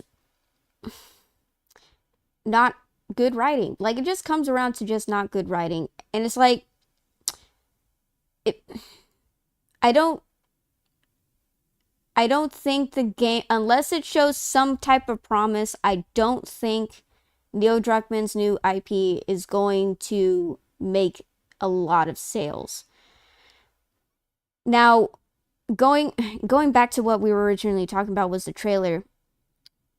I knew we were playing a spacefarer, going like a bounty hunter, I assume, hunting down someone who's on the run. Okay, she's hunting down someone on the run. Awesome. She goes to a moon planet. She goes to a planet, and there's a giant robot with a freaking sword coming at her, and she has a freaking sword. And I want to say that is very anime-esque for that to be a thing in this game. Very anime. But I am very confused because I'm like, where did this robot come from? Is it an alien technology? Is it an alien? Is it something that this guy who's running, is it something he created? Is it something that kidnapped him? Like, what is that thing? And I'm not really confused as in I want to know what this is. I'm confused because like I don't understand where they're going in the story. Like this is a bad confused. This isn't I'm very curious of where the story is going. I'm just confused in general. Like this is not a good confused. Neil Druckmann. I'm just confused. But like yeah, I'm just saying, same song and dance. Everyone's gonna expect it not to work out, not be a good game, and not make a lot of sales because we've seen this before. I feel like they're gonna write her in a way that I don't even know what the character's name is. Like I didn't. Yeah, it did. The broker ever say her name? Like I don't even remember. But I don't know her name. But the main character is probably going to be written in a way that nobody likes. Like either she's going to be very uninteresting, very cringe, or yeah. just a downright a-hole and very annoying. I don't think she'll be like Liara from Mass Effect, when she became the Shadow Broker. I don't That think we're was talking about the same thing here.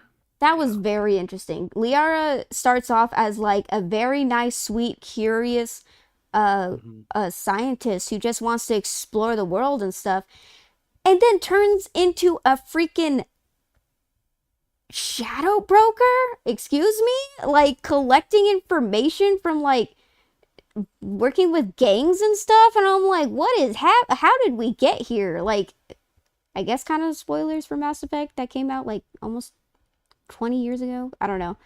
Like, but yeah, like that's like a crazy turnaround, but that's what you call character growth and character progression, dude. It's so That's such good writing. Like it just makes her more interesting because she still has that like, was it? she has that very like kind of soft-spoken voice that she originally had, but she's a little more like a little more hardened, a little less was it?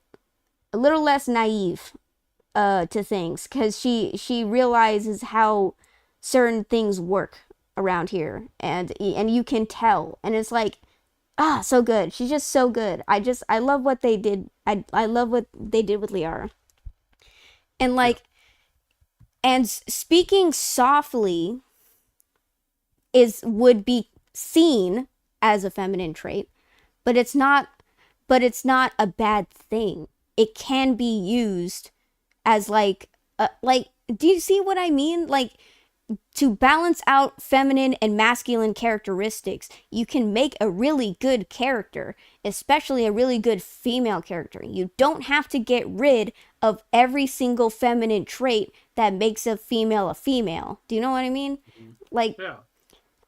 It's crazy that that just, I mean, just in general, beauty is like frowned down upon. It's like, if you're a girl boss, you can't be beautiful at the same time. It's like, no, you definitely can. don't that's You just getting into the definitely can. that's getting into the territory of them like purposely uglifying females, which I Hmm. find so offensive. How are women not getting offended by that? They're I like oh, they sexualize women, so make them like uglify them, ugly, yeah. like what, and we're okay with that? Like, do you know what's even messed up? They actually did a study of like showing was it showing women more beautiful, gorgeous women in video games. They're showing women different types of characters in video games. They showed them beautiful characters in video games, and then more modern quote unquote females where they're all like uglified and stuff. And it has been proven that 80 to 90% of women prefer to play as gorgeous, smexy women in video games. And What? I'm Do you like, mean the entire? Do you mean that the whole beauty industry, the whole beauty industry that helps women become more beautiful? You mean to say that in a video game they would also wish to be more beautiful? well, What? I wouldn't say that they wish that they would be more beautiful. They just prefer to play aesthetically pleasing characters. Wait a second. You mean they don't want to play ugly bums that look like they're like cocaine or heroin addicts? Like, dude, don't get me wrong, there are like was it overweight characters in video games, but there's always some type of aspect that makes them so freaking cool that them being like overweight isn't even an issue. It's not even a thing. That's what they just look like. But they are so freaking cool that like they gamers don't even care about that. You know what I mean? And like you it feels like they don't understand what they're doing at all. And it's like they're like was it they're telling gamers what they should like and what they should not like. But the problem is that you're telling people who do who have free will, you're telling them what to do. And they don't like that. They don't like you telling them you should like this ugly character, Star Wars Outlaws. You should like this character from Star Wars Outlaws. Yeah, she looks butt ugly, and we purposely made her that way because the actual actress we based her off of is freaking gorgeous, but we purposely made her ugly in the video game. Like you should like that one instead of the actual actress. And it's like, Exactly. no, we actually like prefer the actual actress. I don't even, dude. I was even talking about this early, like in another stream on my Twitch. I was talking about how could the actresses not be offended that they uglified their faces in games? Cause like, was it the everyone remembers the trailer for the new Fable game that still hasn't come out yet? But Yeah, it everyone's still hasn't come out. We still don't, and we don't know if that's the actual main character or not. I don't know if that's been like set in 100% stone. I And the wait, thing, I thought you play you make your own character. I thought well, see that, and that's what I always thought is that because you always made your own character. And by the way, like this is something I am legitimately confused by. Like I would have never taken any of the previous characters from the Fable series and said that they were beautiful. They were all intentionally air quotes British ugly. hmm. I remember watching trailers for it absolutely like for Um the, I think it was for the first or the second game where it's like they're like they had bad teeth, they looked gross, and they had done that intentionally because Fable is sort of like a parody of the story of the hero. You're not, because yeah, you could play the hero in Fable, but it's way more fun to play the arrogant, crazy, disgusting villain who does all the terrible things. And I remember watching this one trailer where the guy was eating chickens, like he was murdering people, but then he was eating like chickens, and it was really gross, and he was murdering random people on the street, and the characters in the game were like if you don't stop becoming evil, I'm going to break up with you. And he was like, oh, why would I? Why do I care about that? It's like if I'm fully evil, I get devil wings. They're so cool. And uh, it's like yeah. So I don't want to get into like talking too much about Fable, but that's what I always thought Fable was. It was supposed to be like an intentional mockery of like showing like ugly people thinking that they were the hero when they're actually just murder hobos, which wow. is what. Yeah, so I was kind of confused on that. I thought that was an intentional thing, but and I still don't know whether it's like It's is that the crazy narrative that we're getting in all this stuff right now, or is this something that actually makes sense? Like I don't know. I'm not sure, and we'll have to see the game when it comes out. it's more it's I don't know. It just seems to be a trend of uglifying Yeah, yeah, women. yeah. No, oh, yeah. And It's I'm it's just a saying, super trend, I'm and just and I think you're right because it's very worrisome that we're now seeing that constantly. I was just using the Fable trailer, the new Fable Hmm. trailer as an example because I think it says a lot where the male uh co-star, I don't know how Hmm. he plays in the game, but in the second trailer a male hero is introduced and as a mentor, I don't freaking know, to the main character. I don't know. It says a lot where he is more femininely attractive than the female character. I'm just saying. And he's the male. And to be perfectly honest, he's not the stereotypical gorgeous male. I'm pretty sure he has a beer gut. But he is more attractive compared to the main character. And I'm just saying that just says a lot. I'm just saying Yeah, that just says a lot. yeah. No, Uh, I agree, and you're 100% right on the uglification. I said this years ago. It was like, how did they take these women and put them into video games? The one was like Mass Effect Andromeda, right? It's like the girl that they scanned versus the character in the game. It looked like somebody beat her with a stick. Like it was terrible. And I'm like, how is everybody not just like outrightly offended by this? You couldn't even do a basic job of scanning somebody's face in. No, no, you did do a decent job of it, and then you uglified her. And they even talked about it.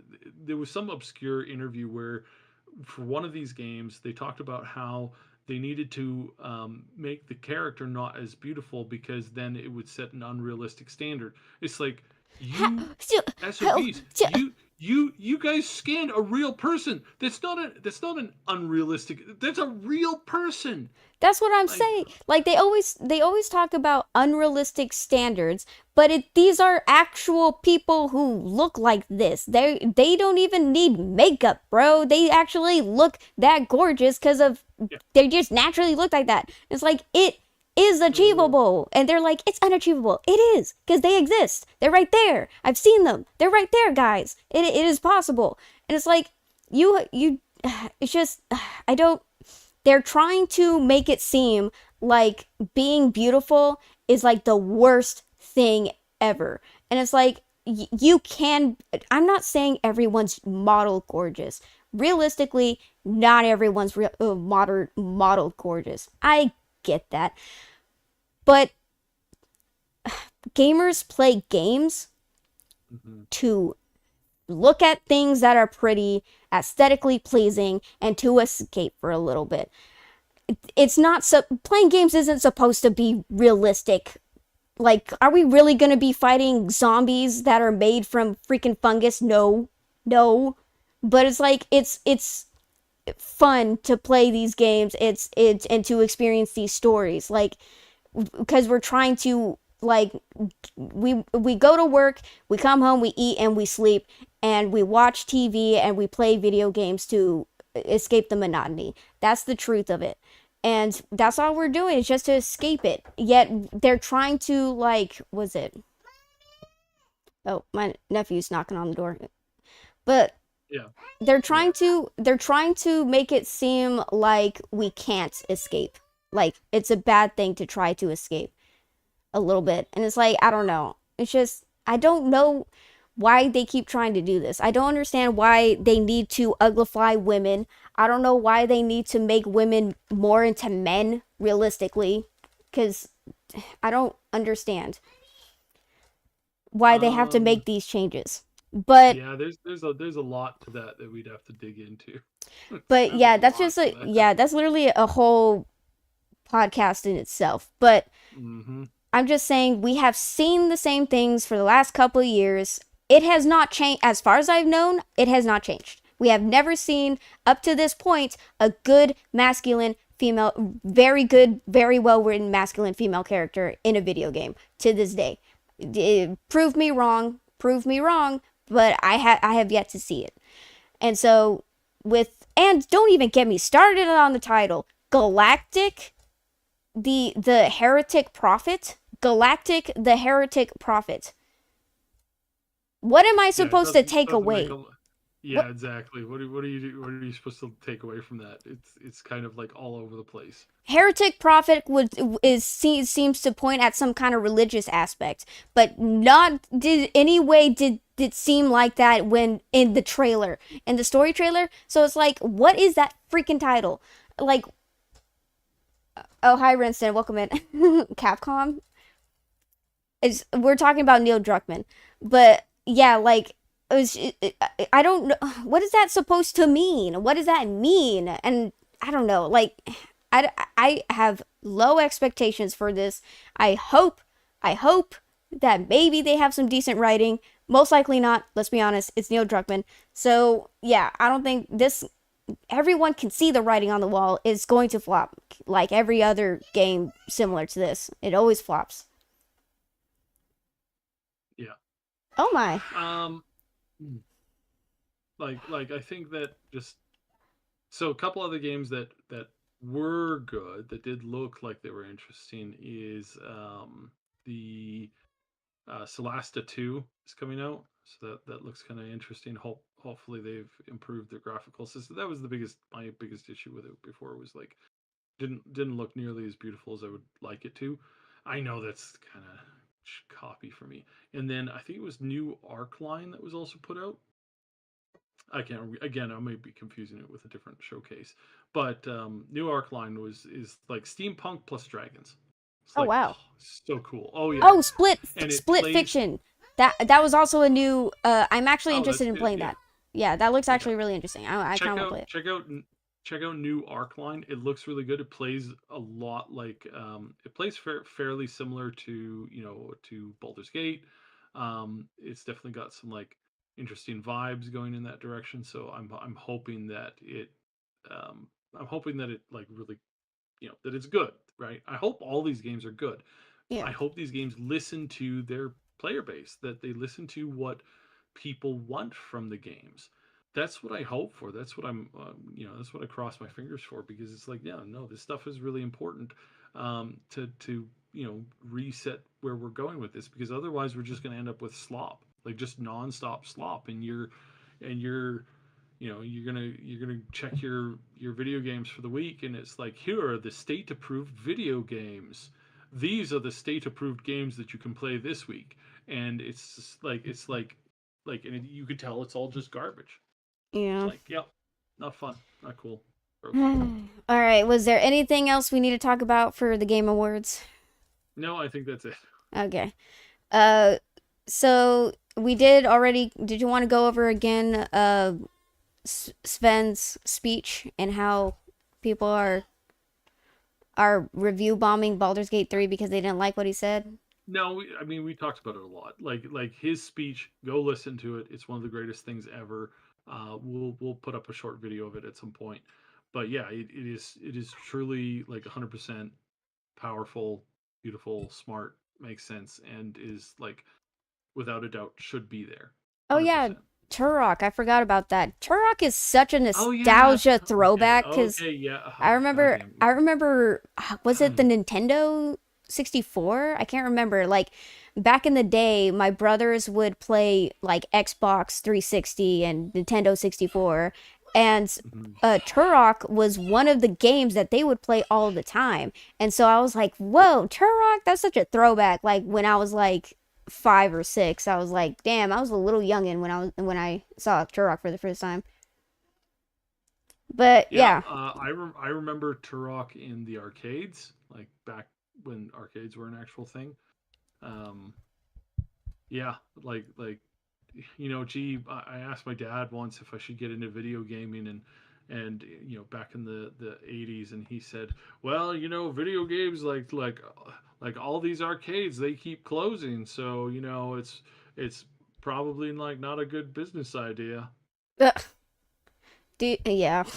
I, I stole that from Community. I'm sorry. Anyways, They're no, it's like they're like I said, we're in a corrective mode. We're we're going to see positive changes at some point soon. I hope. yeah, I remember someone saying that when it comes to like trying to course correct, um, you're gonna get a lot of um poop water coming out before everything starts clearing out to clear it out, Hmm. Like Yeah. before the water starts clearing out, you need to you get the dirt and grime out of the pipe first and push everything out before we can actually get back to getting cleaner, more quality stuff.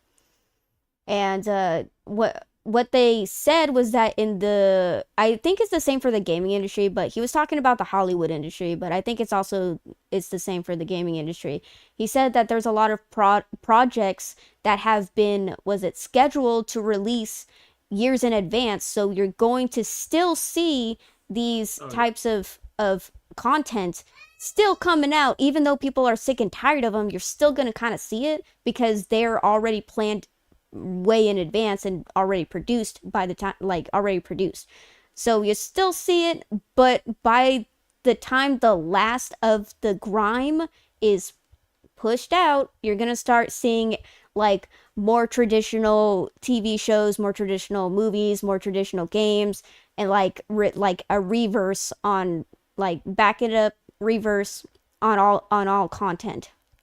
From what I understand, hopefully hopefully it's hopefully we it'll be sooner than later, but we'll see. All right. Yeah. Did you want to go over the GTA? Oh wait, you wanted to go over the Path of Exile? So my review for Path of Exile, sure. I have officially stopped playing. I will not touch it until either an absolutely massive content patch, so probably like 6 months from now, I'll pick it up again, or when it comes to fully release, which is supposed to be about a year from now or a little bit more. I would say that the game is very good, but it's got a lot of holes in it. And the major holes are stuff that I would have thought would be kind of obvious. First of all, that the game, so in Act 1, I think the Act 1 is absolutely like solid. Act 2 is also very good. But the difficulty is is really high. I beat Act 3. I did so before, I think it's like before 95% of the population did. So I'm in the upper tier of pushing content. I unlocked my first ascendancy on day 3. Um, Most people still didn't even know, what that was. I'm not saying I'm not saying I'm like top tier, but I'm not, I wasn't banging my head like an idiot on, in the first like 2 maps, right? Like I played the game, I understood the mechanics, I understood the system. I came up with a pretty good build that allowed me to down some of the bosses without taking a single hit ever and keeping them pretty much locked down the whole time. I did not do any of the builds that got nerfed. I stayed away from those abilities right from the get go because I knew they were going to get nerfed. Like just one shotting a boss. It's like of course they're going to nerf that. Yeah. But then that is part of the problem, is and there's 100% part of the problem. The problem is that they have not really done a lot of thinking when it came to um, when it came to designing some of the abilities. If you're nerfing an ability by 500 or 1,000%, you just straight up you didn't run the numbers on that, like just period. It's like gee, I put in this ability. Oh, okay, cool. I guess we'll test it out once release hits is like, whoa, people are one-shotting our bosses with this build. How much damage does this do top end? Oh, like 1 million. Oh no, dude, like all of the other abilities do 1,000 damage. Oh, I guess that's a problem. It's like, yeah, that's a freaking problem. Like this is like Blizzard level stupidity, right? Like this is Yeah. Blizzard level, like hey, here's this ability that we have to nerf by 9,000% because it's one-shotting bosses. I can't tell you how many times they've done that, and it just boils down to the fact that you're not doing your job properly. So that's kind of like one of my biggest gripes, is that the game is extremely unbalanced right now, and it's leading to a lot of people that are like heavily investing into some of these builds, and then the build gets nerfed, and then they get upset. Um, while at the same time, there's a lot of other abilities. I used this one ability on a boss to see like how much damage it would do. And bosses are the only time where you can actually see like actual numbers go up on the screen. It's up at the very top right corner, right above their health bar. And you can run up to a mob and you can hit it and see how much damage you do. So there's a bunch of fights where you can test to see like how good is this build versus other people's builds, that kind of stuff. Um, one of my abilities, fully leveled up, did 15 damage. 15 damage. Oh. Uh, yeah. The bosses have like 100,000 hit points. It's like, why do I have an ability that is like what? Like why? Like either it's a setup ability, so you don't like just take the damage off of it. If it's like an ability that primes the boss for an effect or something like that, like you set them on fire so that you can then use electricity to combine with the element and cause an explosion. It's like then do that, but like don't give me an ability that does 15 damage to a boss that's got a 100,000 health. Like what is wrong with you? Like that doesn't that's not good gameplay. So I'm trust me, I'm going through all the negatives first. I've got lots of positives to say about the game. The loot was definitely like all over the place. Like Polly's got I think he got like 10 uniques by the time he hit the same level that I did. He got just an enormous amount of like really cool uniques, like very high level stuff, things that you could use to make like crazy awesome builds. What did I see with going through there? Nothing. I saw one unique before the end, but by the time I hit level 50 and finished the main campaign. I know I'm not the only person who had bad luck. Other people had bad luck. Other people had really good luck. I watched one streamer. He was like, yeah, I've got 40 exalt orbs. He was level 25. He had 40 exalt orbs, and he'd been using a bunch of them. So he got like 60 or 70 exalt orbs. How? Like, how was he getting so many? And you'd watch him on his play, and it's like, oh, he killed the boss and he dropped 3. It's like I didn't. I think in grand total, I saw less than 10 in the game, like through 50 levels. And again, so that disparity is kind of crazy. So there's definitely something that needs to be fixed there. Um, there's there's too many one-shot mechanics, and this pretty much everybody is universally complaining about. Like every person who actually plays games and understands the market on a professional level, it's like yeah, when the boss has 10 mechanics and all of them cause instant death, that's not fun to learn. Like it's not fun to learn a fight like that. And people need to understand that is not the mechanics that you're seeing. A lot of people were like, that's not a very good complaint. The bosses feel fine. Which bosses have you killed? I'm still in Act 1. Okay, right. Very few of those bosses will one-shot you with all of their abilities. In the end of the game, there's like 20 things going out. You get touched by one thing, instantly dead. Mm. And it's like, okay, that's not fun. The bosses are overtuned like that, or there's just too many of the one-shot mechanics. I believe, like, and you don't even get that in Elden Ring. Like, unless you're walking into a boss that's way higher level than you, or you're running a glass cannon build, you don't run into a scenario where you're one shot immediately by one of the standard boss mechanics. That's like it's like a general AoE. Like it's like a cloud on the ground.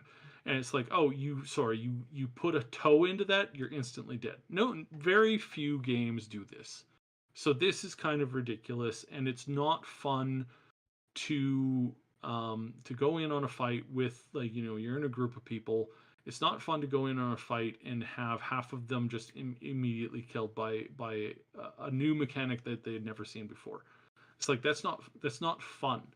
Um, and it also makes your health potions, absolutely meaningless. There was one fight that I got into, and I realized that after I started the fight that my potions had been emptied by one of the previous bosses, mini boss that I just fought. So I had absolutely no health potion whatsoever. I had like one charge of it, and I was like, okay, well, I guess I'm just doing this without a health potion. I'll probably die and I'll have to reset it. I killed the boss, um, and never once did I use a health potion. It's Mm. like, okay, so that mechanic of using a health potion to make up for a mistake that you made, that's not present in this fight at all. Like, it doesn't matter what health potion you bring into that fight because you're not using it, because anytime you get touched by the boss, it's just immediate death. It's like that's not a fun mechanic. That's a fun mechanic on like a handful of bosses through the game. But when you're dealing with this constantly from all of the bosses, it doesn't feel fun. And then it most certainly doesn't feel fun when you're building a tank character, because you're playing in a group. You have a bunch of friends who are joining you. You're rolling a tank because you think, hey, cool, I'm gonna tank. I'm gonna be the tank. I'm gonna keep my buddy safe. No, all those one shot mechanics, they still one shot you. Oof. So there's no point in you playing a tank in the current game as is, which is dumb because they have a shield build in it, and there's a whole bunch of thorn buffs, and that's what I was doing as I was going down, picking up thorns, picking up the ability to be tanky, picking up all this health, picking up the shield, picking up a bunch of this other stuff. I was so excited for this. And then I hit a couple of those bosses, and then I hit another phase of the game where you go and you do these challenges, and you have honor. And guess what? The minute that you get hit, you lose like 10% of your honor. You get hit 10 times. Well, as a Thorns build, you want to get hit. You've been training yourself to get hit on like these minor bosses, or on these minor minions, causing them to explode. But then suddenly you're just railroaded by just being instantly killed, or just losing out on the challenge because the challenge was not to get hit. And it's like, well, but that's what my build is. So surely they've like factored that in. Like, surely they go, oh, the dude is a shield, we'll cut his like loss of honor down by like 90% if he gets hit by a shield. No, you just instantly lose it. And so basically I had to re-roll the character at that point, because it's like, wow, okay, that is insane. Why would you make a design? Why would you have a character and give the ability to go tanky, and then be, oh, by the way, in the end game, if you get touched by any mob, like if you don't instantly kill them before they touch you, you're just instantly dead. It's like that is so that is so demoralizing that I spoke to a couple people who were like, what's going on? Like, I'm playing a tank, like what's going on? Why am I instantly dying? And I explain it to them and they go, oh, I quit. Like, I spent 25 hours on this. I'm already behind according to my friends. I'm just not going to play because this is absolutely brutal to play as a tank in a game that is punishing you for getting hit, even though that's part of the mechanic within the game. And they're getting all these like thorns pieces, which is increasing the thorns ability, but then they go in, they get touched by an enemy and they instantly die, and they've got like 8k health. It's like why am I doing this to myself? It's like, yeah. So they heavily rely on the dodge thing. And again, there's an ability in the game. Is it the thing you can unlock in the talent tree that removes the dodge ability? Is this it is the stupidest, most pointless thing in the entire game right now, because all of the fights require that you dodge out of certain mechanics. There's a boss, the end boss. He does this laser beam spin, where in the first phase it's very slow, but in the last phase, if you're in the wrong place at the wrong time, he'll do this like laser spin where he'll just like wipe 17 lasers around the map in about a second and a half. And if you get hit by one of those lasers, you're just instantly dead. And it's like, right. Well, like, if you took that ability, you'd think there's something wrong with the game. I keep instantly dying to this. It's like, no, no, no. You can't take that ability. You have to dodge through the stuff.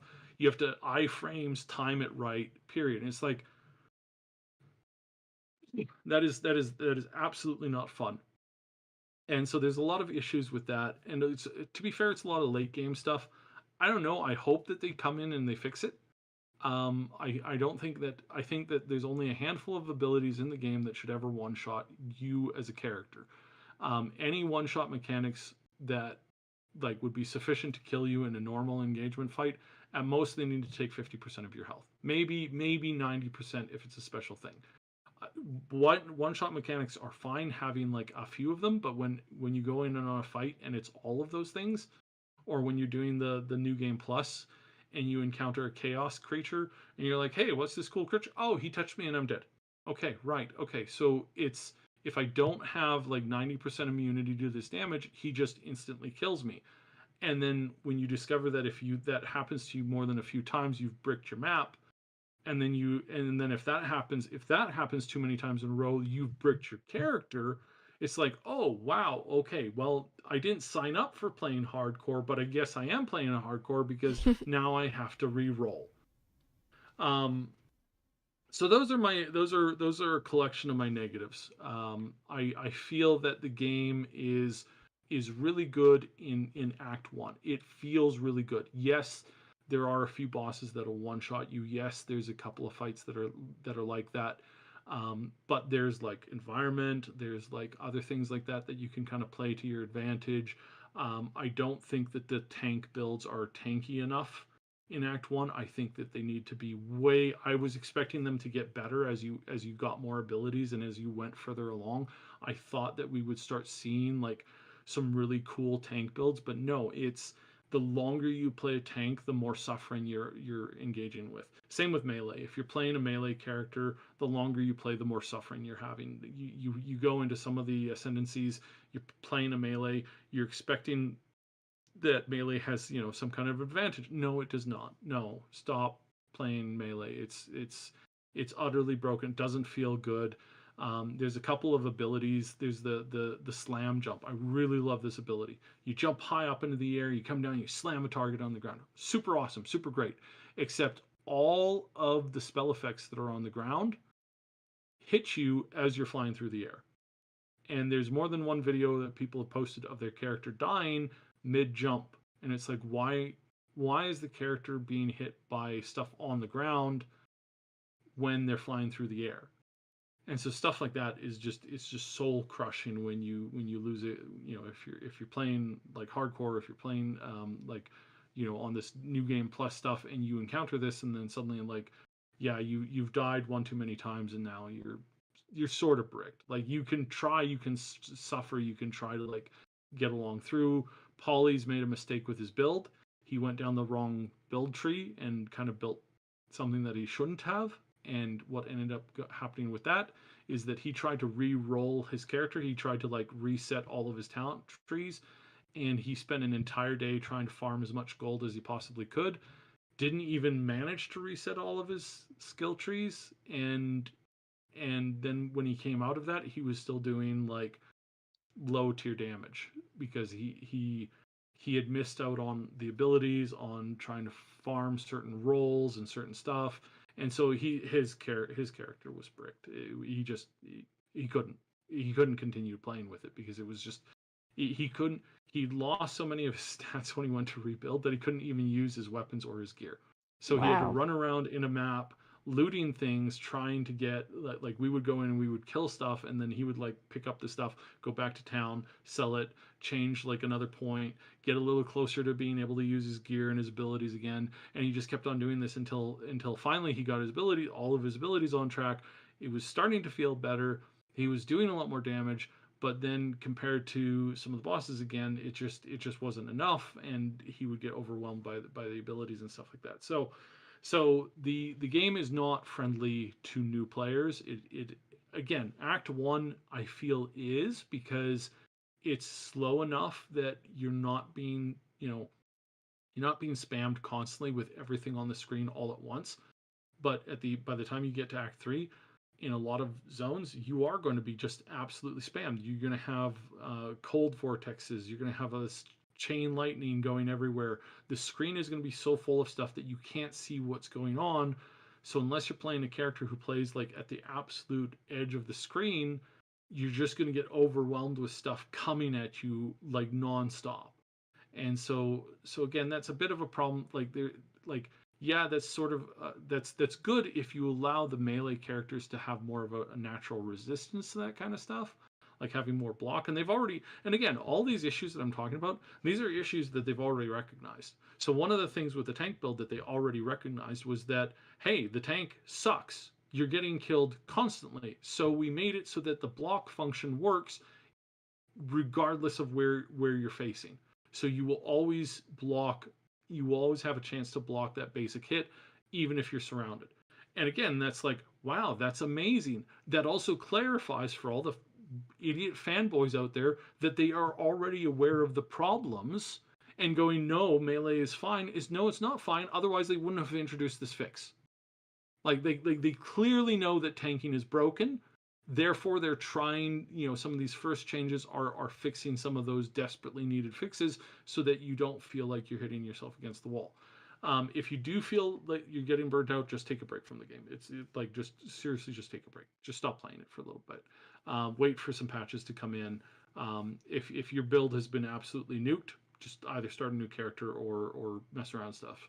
A couple other things that were not communicated properly. None of these characters you're keeping at release. Just so everybody knows that. None of the characters you're currently building on Path of Exile 2 are going to be there for the official release of the game on the official servers. They will be on a side server where you'll be able to play them, but you won't be able to take that into into the new game stuff. You won't be able to take that there and then like give your new character that you roll at the beginning of official release. You won't be able to do anything like that. Like none of that stuff will be there. And I've heard a bad rumor, and they have not confirmed this one way or the other, that some of your purchases may not affect your main characters once that happens. So I hope that's a mistake. I hope that that's a rumor, because if you've made a couple of big purchases with their microtransaction shop, and you don't get those when the official game goes out live, it's like, whoa, like you have to double buy them. It's like, that's really bad. So I'm hoping, I'm giving them the benefit of the doubt that that's a mistake. But if it's not, then we've just entered a whole new level of greed and disgust. Like absolutely no, thank you. That's horrible. So yeah, but is the game good? Yes, it is. Is the game addicting? Is it fun? Again, especially in like Act One, Act Two, I think it is. I think it's very well done. I think this is a great change that, in mostly a positive direction that we've had with most of the ARPGs that we've had for the isometric kind that we've been waiting for a long time. This is definitely better than Diablo 4. I think it's better than Path of Exile 1. I think this is better than something like Wolcen for sure. But when Wolcen came out, it was really cool. It was really fun. I was very much engaged with Wolcen. But then they nerfed everything into the ground and basically said, "Sorry, you guys are moving through the content too fast. We're going to nerf you guys so much that you can't even play current characters on current maps. You have to go all the way back to the beginning of the game, and your progress is going to be like 300% slower than you were playing the day before." That move cost them 90% of their player base in one day. Mm. And they never went back on it. They stuck to their guns and said, "No, this is what we have to do." And now their game is a complete and total. I think the studio ended up getting sold off. It was just one of the biggest, dumbest things I'd ever seen a developer do. And I'm seeing these guys do the same thing, even though their CEO promised that there would be no major nerfs. And again, the fanboys come running in, screaming out, at the top of their lungs, going, "They doesn't count for early access." It's like, no, that's he never said that. Like, and again, if you're nerfing an ability by 5,000% or 500%, you just don't know what you're doing as a game developer. Go back to 101 schools, because you've made a choice that is not fun to be the recipient of. So that's my thoughts on the game. I think that if you're looking for kind of that feel of like the Diablo 1, but you want more like stuff and more classes in it, if you want that gritty feeling, it's like, yes, the first act is great. It feels awesome. It feels really good. I enjoyed myself phenomenally through it. Loved it. Was so happy to see, a good game like this come out. Act 2, the story writing was good, but the progress really started to get painful. The character development really started to get painful.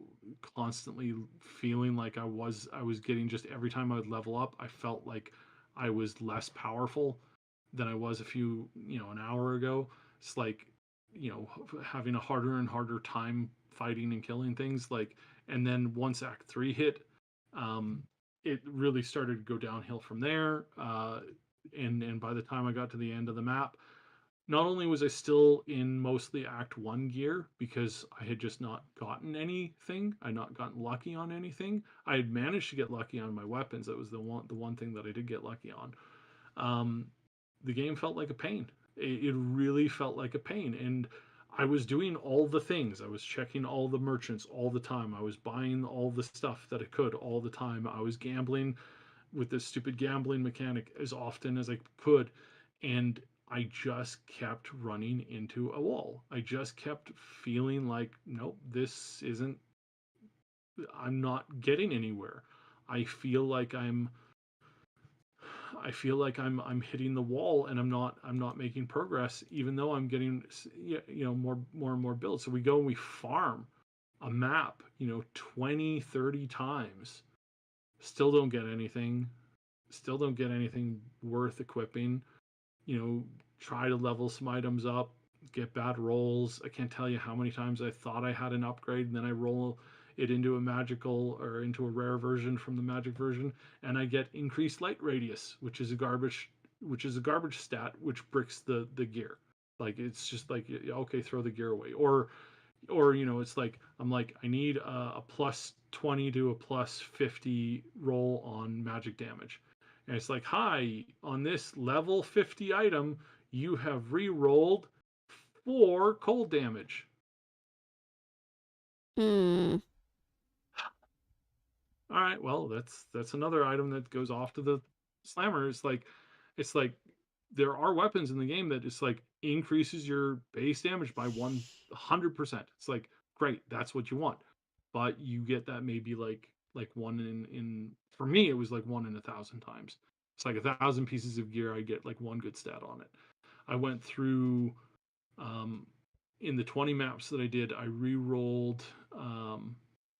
I re-rolled 42 maces into a magic version, uh, from a base version or from a magic version into a rare version, the yellow one, and 42 times I got an absolute trash stat on it that made it so that spending any kind of resources, especially exalted orbs, which were just impossible for me to get, was absolutely worth it. So, or worthless. It was just, don't do it. Don't like don't waste it. So yeah, that was my experience. The game, ultimately, I think, play it very slowly, play it very casually, enjoy your time while you're enjoying your time in it. But if you hit a wall, it's only going to get worse from there. So just kind of take a step back and wait for them to do some patches, and maybe they'll buff some stuff at some point in the future. Fingers crossed. Well, So yeah, that's my review of Path of Exile 2. Definitely good, but definitely flawed. well, that's like hugely disappointing. Like, Yeah. cause I didn't realize how. Okay, so when I heard people talking about it, I didn't realize how bad it was. Like they were like, oh, there's like a was it Well, that's the like other an thing is that, imbalance. It just really is imbalanced, and I was like, I don't so understand. And then you tell me all these different examples, and I'm like, oh God, I didn't realize how bad it was. So if you get into the game and you play a witch that summons arsonists and you get lucky and you get a whole bunch of items that allow you to summon more arsonists and gives you an ability to like have extra like stun effect on their thing, and you get really lucky with drops, you'll have no problem playing through the game.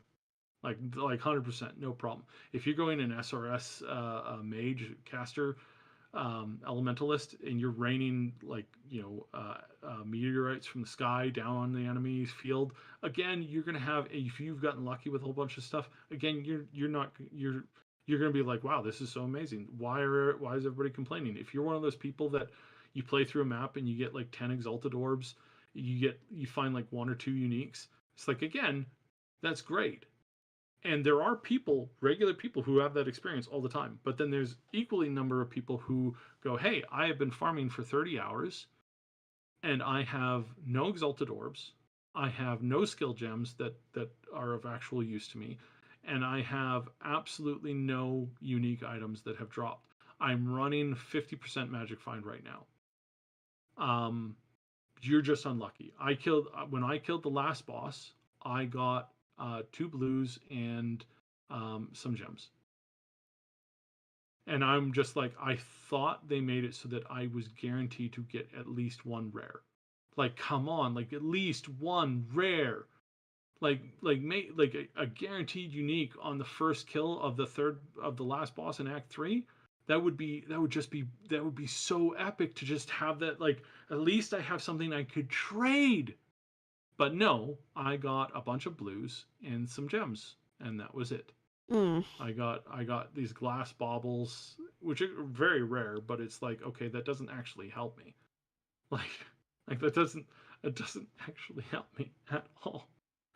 And that's so yeah, yeah. so I think, and again, I think that in a couple of months the game is definitely going to like they need to add more classes. There's a whole bunch of classes that they're missing right now. There's a whole bunch of weapons that they're missing right now.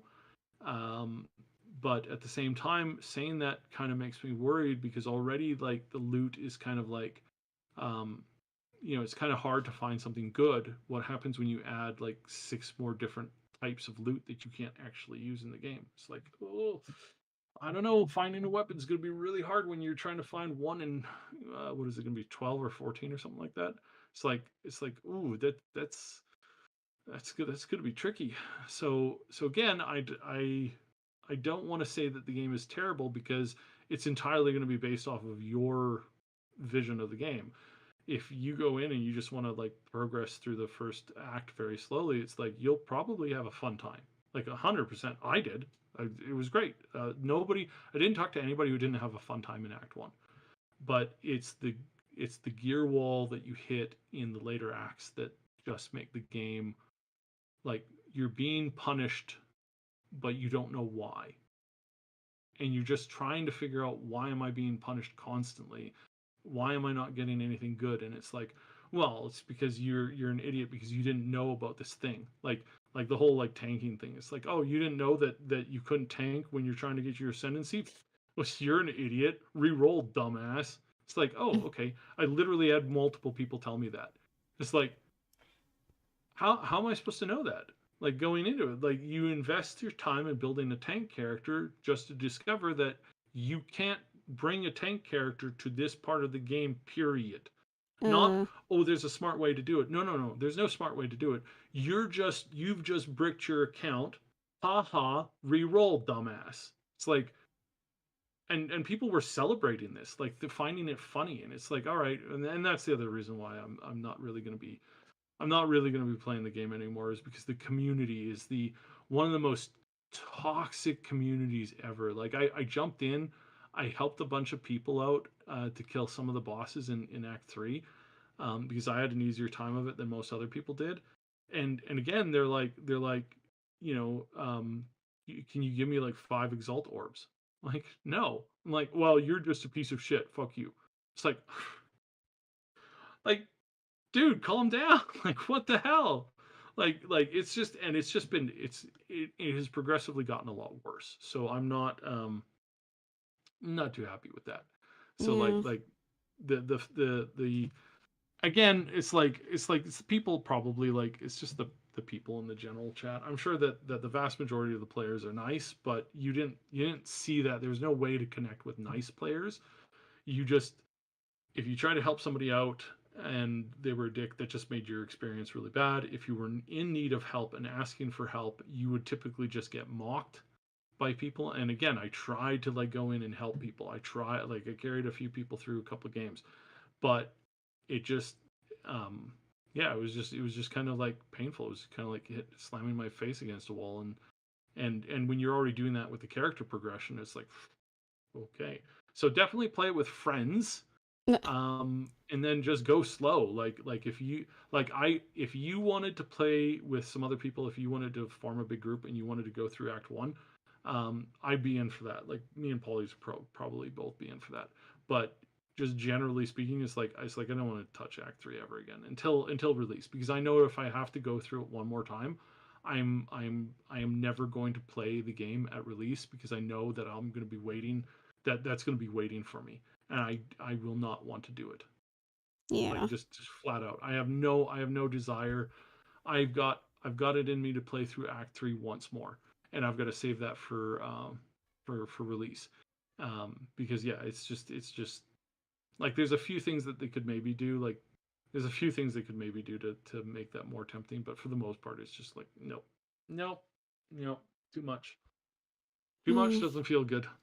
yeah, I can understand that. That's just so disappointing to hear all this because I was like actually looking forward to it because I heard good things, and then only for I didn't realize how bad of an issue it was. Goodness gracious. But Uh, hopefully they'll bunch of balance it chats. out. Yeah, a bunch of chats. Ren, I see what you're saying. Yeah, it's like that. Yeah, yeah. It doesn't feel the greatest, and when it comes to that kind of stuff. So Mm. Well, I so really so yeah. No, I think the game has got a good foundation. It's just like just stay away from Act 3 right now. It's not. It's going to like if you go into Act 3 and you have so much like, yeah, I'm sitting on like 10 uniques. I've got like all this amazing gear and everything's going good. It's like, okay, then you probably won't have that bad of a time. But for some people who just got very unlucky, it's like, and I like my luck was absolute trash. Like it was absolute trash. I was very very upset because it's like they said, oh yeah, they buffed exalt orbs, and then I never saw one since the buff. I've never seen an exalt orbs since the air quotes buff that they gave it. I saw them when other people would join me. So if I would jump into somebody else's level, or if somebody would join me, or if I was helping somebody out, or if I was partying up with somebody else, I would see them drop like freaking candy. I with one person in particular, I think they got 10 in one run that I did with them. One map clear, they got 10, but it would always be for them. It was like held over for them. They would pick it up, and then I'd say, "Can I get an exalt orb?" And they go, "No, it's mine." mm, It's like, "Oh, okay, that's great, I guess." Like just It's just not fun. It's just not fun right now. From if you're unlucky, but then again, it's like you might re-roll a character, re-roll to a different character, and then suddenly your luck is changing, right? And that's the problem with the way that some luck is programmed into the game. It's not actually like luck. It's like a loot seed, and if you have a bad loot seed, then just re-roll that character. And I've seen that in multiple games. It's like some people think it's it's whatever, but it's like no, it's not fun if you have a bad loot seed and you're not getting gear. Like that doesn't feel engaging. That doesn't feel fun. When you go through 40 hours of gameplay and you have the same items that you started the 40 hours with, that does not feel good. That feels rotten. So yeah, beware of that. Yeah.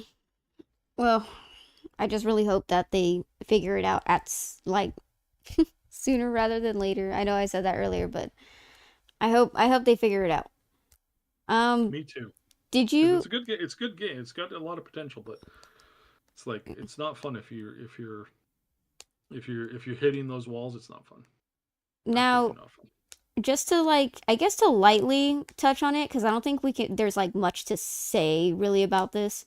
But GTA 6 apparently is trying to be less offensive. Yeah, because when you're playing a game where you're playing basically a criminal who can do literally does anything and everything, that's what you want is the ability to not be a crazy person. So have they changed it so that you can't just steal anybody's car? You gotta you wave them down. And you're like, sir, I would like to have use of your vehicle. I promise you, I won't drive it off of a skyscraper and try to catch it with an airplane. Like are they gonna do that? Is that what they're talking about? Or are they talking about like beating up random people on the side of the street? Like is They that what they're talking about? is they're trying to be less offensive to a certain group of people. Yeah, right. That's what it's not that they're gonna stop the violence and the crime and the stuff like that. It's not that. They just want you to be or they just want the developers, the writers to be a little less offensive or not offensive at all towards a certain group of people. And yeah, I guess I don't know. I mean, I don't know. I've heard that they've had a character in there called Gay Tony. I don't know. I don't think it was like I don't think he was ever a caricature. I think isn't he like a really beloved character in the franchise actually? I think all of the characters are fairly beloved. Like, I mean, that's the thing with the franchise is like, it's like we don't like. I don't watch Breaking Bad and go, oh, gee, those are such nice people. Oh, I'm so. They're such role models for me. No, it's Breaking Bad. They're all bad people. Yeah. Like they're all bad people. They're all evil. And it's like no, you don't watch a show. You don't play these games. I swear. Okay, so a little while ago, during Diablo 3, they were gonna try and make this push to really make Diablo a family game, and there was a meeting with the devs where they're like, we want to like really have friendliness, like and I'm just sitting there like, are you guys saying that you want like is Diablo gonna become that the the living the like the on the breakfast cereal you got the caricatures, you get the the Rice Krispie, the three Rice Krispie characters, you got Tony the Tiger. Is that what Diablo is going to become? It's like, mom, where's the milk? Oh no, the milk has turned bad. Diablo, is that you again? Oh, sorry, guys. Runs. It's like, is that what they're going for? Like, is that what they want? Do they want the evil, the embodiment of evil to become just a friendly neighborhood? Like, hey, but I know why they're doing it is because they'll think they'll make more sales. Oh, if Grand Theft Auto 6 has like just like has some really like family nice. It's just all about the family. Like, hey, we're gonna embrace. You know what we're gonna become? We're gonna become the official, unofficial game of the Fast and the Furious series. Like it's all about family, guys. You know, it's all about family, and there's not going to be any like hard drinking or swearing or heaven forbid there's some kind of like sexual content. Like that's not what we're all about here. We're all about like, this is just going to be like good, wholesome, like family friendly fun. It's like, is that what they're going for? Because it's pathetic. You're playing a criminal who does criminal things to try and save his ass from something worse. Like that's the premise of the games, right? Okay, you want to take it and become like, you're some kind of superhero, like the freaking what was that other series? What was the series that was like Grand Theft Auto, that ended up, they came out with their next version and it completely crashed and the studio closed. What is that game called? Oh, God damn it. Um, Crap. You in one of the versions of it, you were the president and you could like fly around the country fighting aliens or something like that. I can't remember what it's called. But anyways, I, maybe they could try that a second time. The first time it ended up closing and bankrupting the studio, but I'm sure if they did it the second time and they just did it harder, that it would work, right? Like if they just really came out and they really catered to like, everybody, so that everybody could have fun playing the same game. Yeah, I'm sure that would work. I'm sure that would work. A second time definitely would work.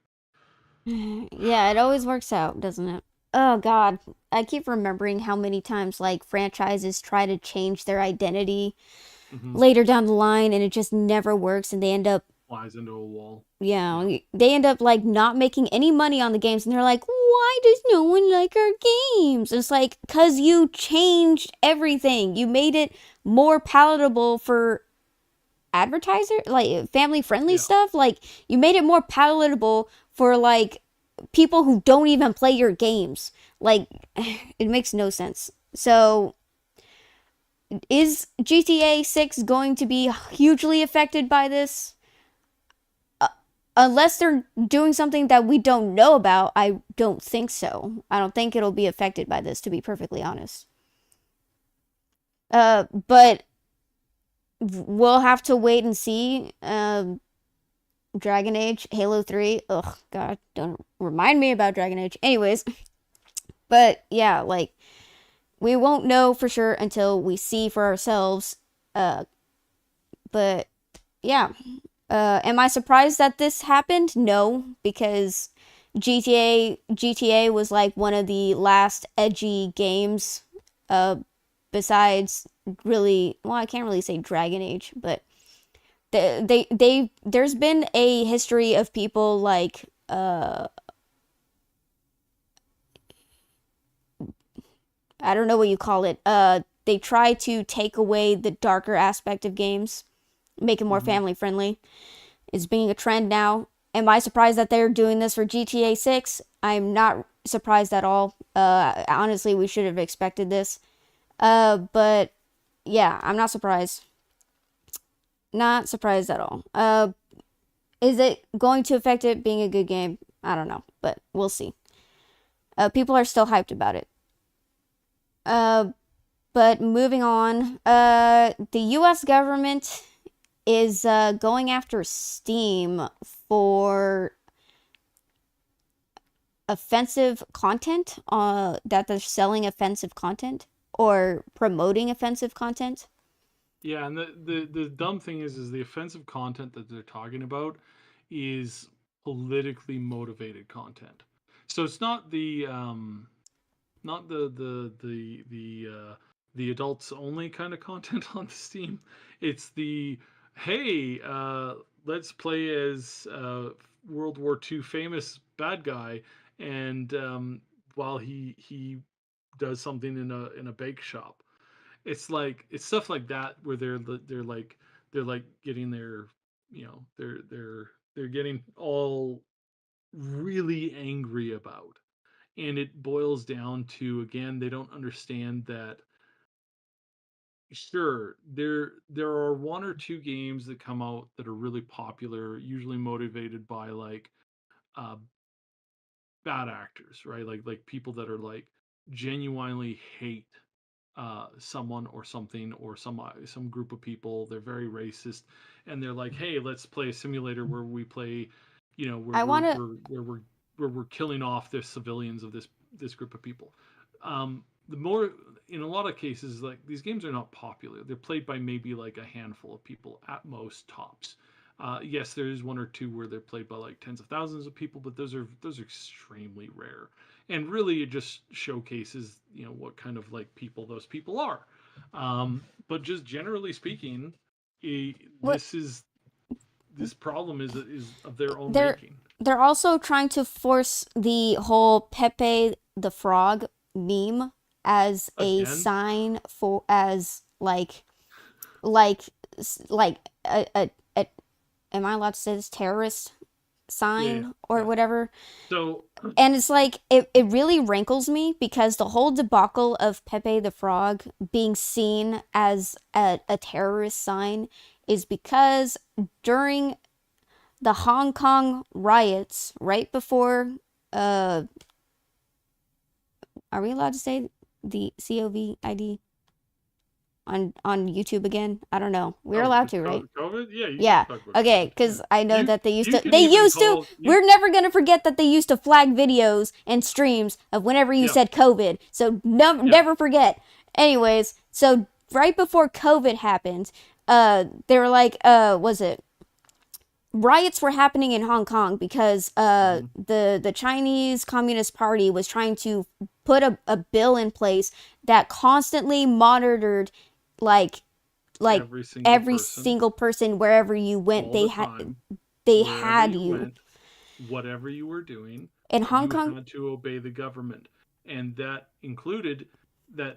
So if you were caught doing any kind of a bad action against the party, if you were caught doing protesting in any way, shape, or form, if you were, heavens forbid, calling for for Hong Kong to have freedom from its imperial overlords, you were gone after extremely hard. When we called this stuff out, that's when we started really having our first like very difficult time with the YouTube algorithm. That's when we got pushed to the back. We felt it. We saw it in the numbers. It was from the day that we came out and said, no, we support Hong Kong because Mooney is from her family's from Hong Kong and has lost relatives to a murderous, diabolical political party that allows for no opposition and who butchers anybody who gets in their way. And if you say this on YouTube, you get incredibly punished for it. Um, and so yeah, it's really messed up. And these people, anybody who doesn't who doesn't draw the line at that kind of stuff and says, yeah, no, Chinese Just, government is like evil. It's like, yeah, no, you're the evil person. it's Disney. just yeah, it's just and like I don't understand how some people can support it, but during those times where they were fighting back against the government trying to take away their human rights and human dignity and stuff, they were using Pepe the Frog as a symbol to fight back against this tyranny. And Mm-hmm. was it during a esports event, one of the players showed Pepe the Frog. I don't know if he was wearing like a sticker or a pin or he was holding up a picture of it. I don't know what it was, but he showed Pepe the Frog because he was trying to show that he stood with Hong Kong and that the right and he was Asian. I don't know if he was like from that. I'm not sure what his nationality was. I think it was But Taiwanese, but I could be wrong on that too. yeah, but oh, also that thing that China doesn't or Chinese Communist Party doesn't believe Taiwan is a real country. Like I don't know what Mm-hmm. that's Mm-hmm. about. Mm-hmm. Yeah. Anyways, Yeah. but like he was showing that his support for Hong Kong to free Hong Kong.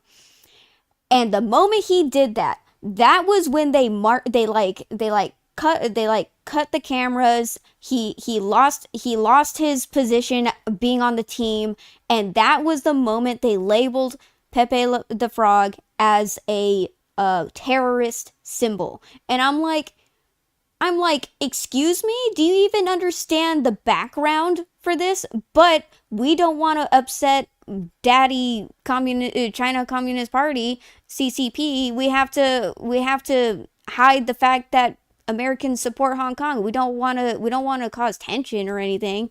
And it's like Yeah. I, I I I I really want to talk about this really quickly because it's one of the most fascinating things in the world, especially from a writer. So if you're if you've lived long enough on this world and you've studied really crazy weird things, you will discover that things are really weird and crazy and that there are some things that are just you really just can't explain it. And one of those things is how very strange coincidences work. A very strange coincidence of the internet is that the word Keck, K-E-K, became um, a term to mock somebody and point at them and laugh, basically sort of being kind of like sort of clowning on them. And then the frog meme came out, Pepe came out, and it got tied to Keck, which is a god of frogs who points out and mocks other people and things. No, this was a 100% coincidence. hmm, But then it gets more interesting because then the people who come down on the Pepe meme and the frog meme are coming down on it because they want to control things and they don't like the fact that this stands for uncontrolled. But then that's the exact same thing that the god Kek in ancient mythology stood for. Is bucking at that, is pointing at that and laughing and coming down on stuff. So it's like that's one of the weirdest random coincidences where culture and literal like world events come together to formulate something that was true 5,000 years ago.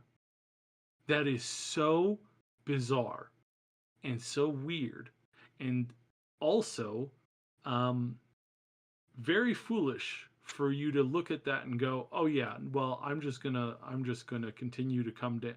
I'm gonna censor Keck because becoming the literal definition of the failed concept of censorship is such a good idea."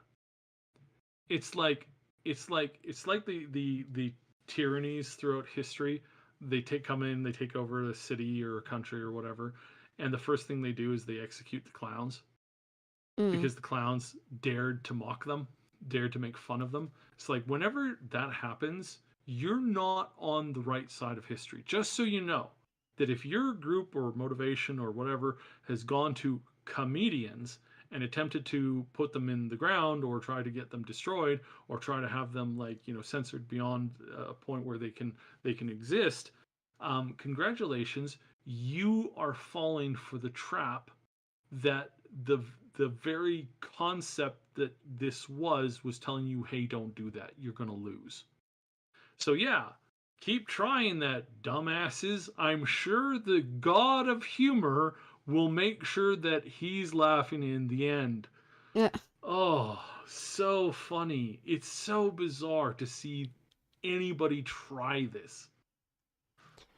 Ah, goodness Genuinely gracious. makes me laugh. It's like right. Go yes, please, by all means, think that you're the person who's in control of this. You just walked into a 5,000-year-old trap that has demolished everyone who has ever tried.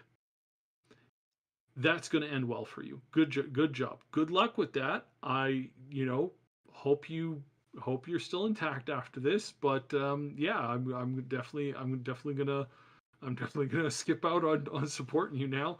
So yeah, it's so funny because it's like that's the thing that we've all felt for so long, that it's like the very culture is rising up against this right now. It's like, oh yeah, no, yeah, let's go after those comedians a little bit harder. Let's go after the people who make because that's the entertainment, right? It's like let's go after the people who make entertainment. That won't end badly for us. Yeah, and Absolutely, yeah. absolutely stupid people. Congratulations, you walked into a 5,000-year-old trap that has been written on the walls of humanity for all that time, and at no point did you go, hmm, are we the baddies? Are I'm feeling like hold on, hold up. Are we the bad guys? We are, huh? Let's stop this. No, no, no, no, no. Why would they do that? It makes way too much sense. Oh my goodness. So I don't know if this is I don't know if there's any other boop, boop, boop, thing you wanted to cover real quick. Now that But I mean we've gone really over. We're at 3 hours again. Oh my goodness. We used to do 1 hour shows. Now we're at 3 hours. This is great. I know we're yappers. I don't know. Did you check out the gaming channel? Cause some breaking news came in, but I don't know if you want to save it for later. Oh, what's the breaking news? Um, Apparently, uh, someone posted this on Reddit, and it was circulating on X or Twitter by Grums. But apparently, people are deleting content for Mass Effect 5. Allegedly, someone who works in the QA department. Uh, they said that they had, was it?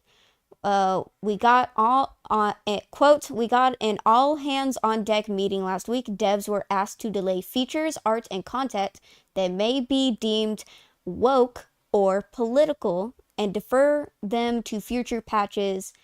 As QAs, we were tasked to report if we audit or detect anything that might resemble them, so they can be fixed. The company wants to launch the game as quote unquote clean as possible and introduce woke stuff silently through patches. I feared this might be industry wide. They wouldn't be issuing this so early otherwise, so tread carefully. That's all.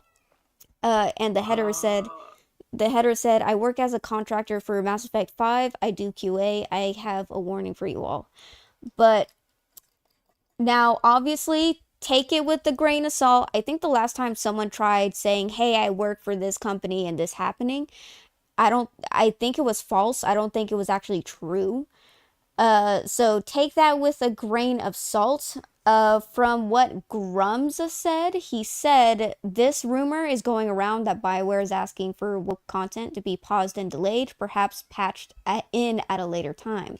I can tell you this, when management says delete this now, they don't really plan to add it in later. They are saying that to keep their activist employees from rioting. I just find that very fascinating if it's true. What do you think? What are you thinking on this side? so this is largely true in the general concept of like what some companies are planning to do. I don't know if it's actually true in the sense of um this is what they're currently doing at this very at this very moment. This is like their plans. This is what they're planning for. They've you know this is the plan that they've set in stone. It's like, hey, we're going to release the game, and then just like Ubisoft did, we're going to slowly, with the microtransactions, we're going to slowly drip in like woke content and gradually brainwash people. It's like that may or may not be actually spoken, but the idea of them going, oh, whoa, this stuff is not popular. If we launch with this, we're going to be in a tidal wave of problems, and we're going to lose out on a lot of sales. And turns out, the publishers really want their money. So like they'll say as much as they'll say whatever they want, but and every corporation will. Every Yeah, corporation in the world right now is against killing puppies in public. But if tomorrow the biggest, most popular, and the best way for them to make money was to line up a bunch of puppies and to execute them guillotine style outside of their corporate offices, and that would make them a guaranteed $1 billion, they would do it. Hands yeah, down, they would do it. You could replace the word with the word puppies with people or I seniors or the individuals in society that are typically at more uh, more vulnerable to certain things. Um, that would still be the same, and that would still be true. It's like what like this. Yes, 100% companies do this. Companies do this hands down. They don't even think about it. They do not even think about it. I think They are I more than willing to do that for money. So yeah. the fact that they're like people are like, oh, would companies actually do this? Yes, they would. And it's like, would they actually try to like sneak in some stuff, brainwashing style? It's like you realize that companies in the states experimented with brainwashing and subconscious suggestion to make more money, right? Like this isn't a question of like wait, do companies? That's a bit of a conspiracy theory thinking that people would actually do this. No, no, no, no, no, no. This is actively what they're trying to do. I mean, if it makes some Like money, if it es- makes some money, especially then government money. yeah, governments do this all the But time. I'm pretty sure I forgot what I swear there was a game that said they weren't gonna put like woke political stuff in it, and then later on they did.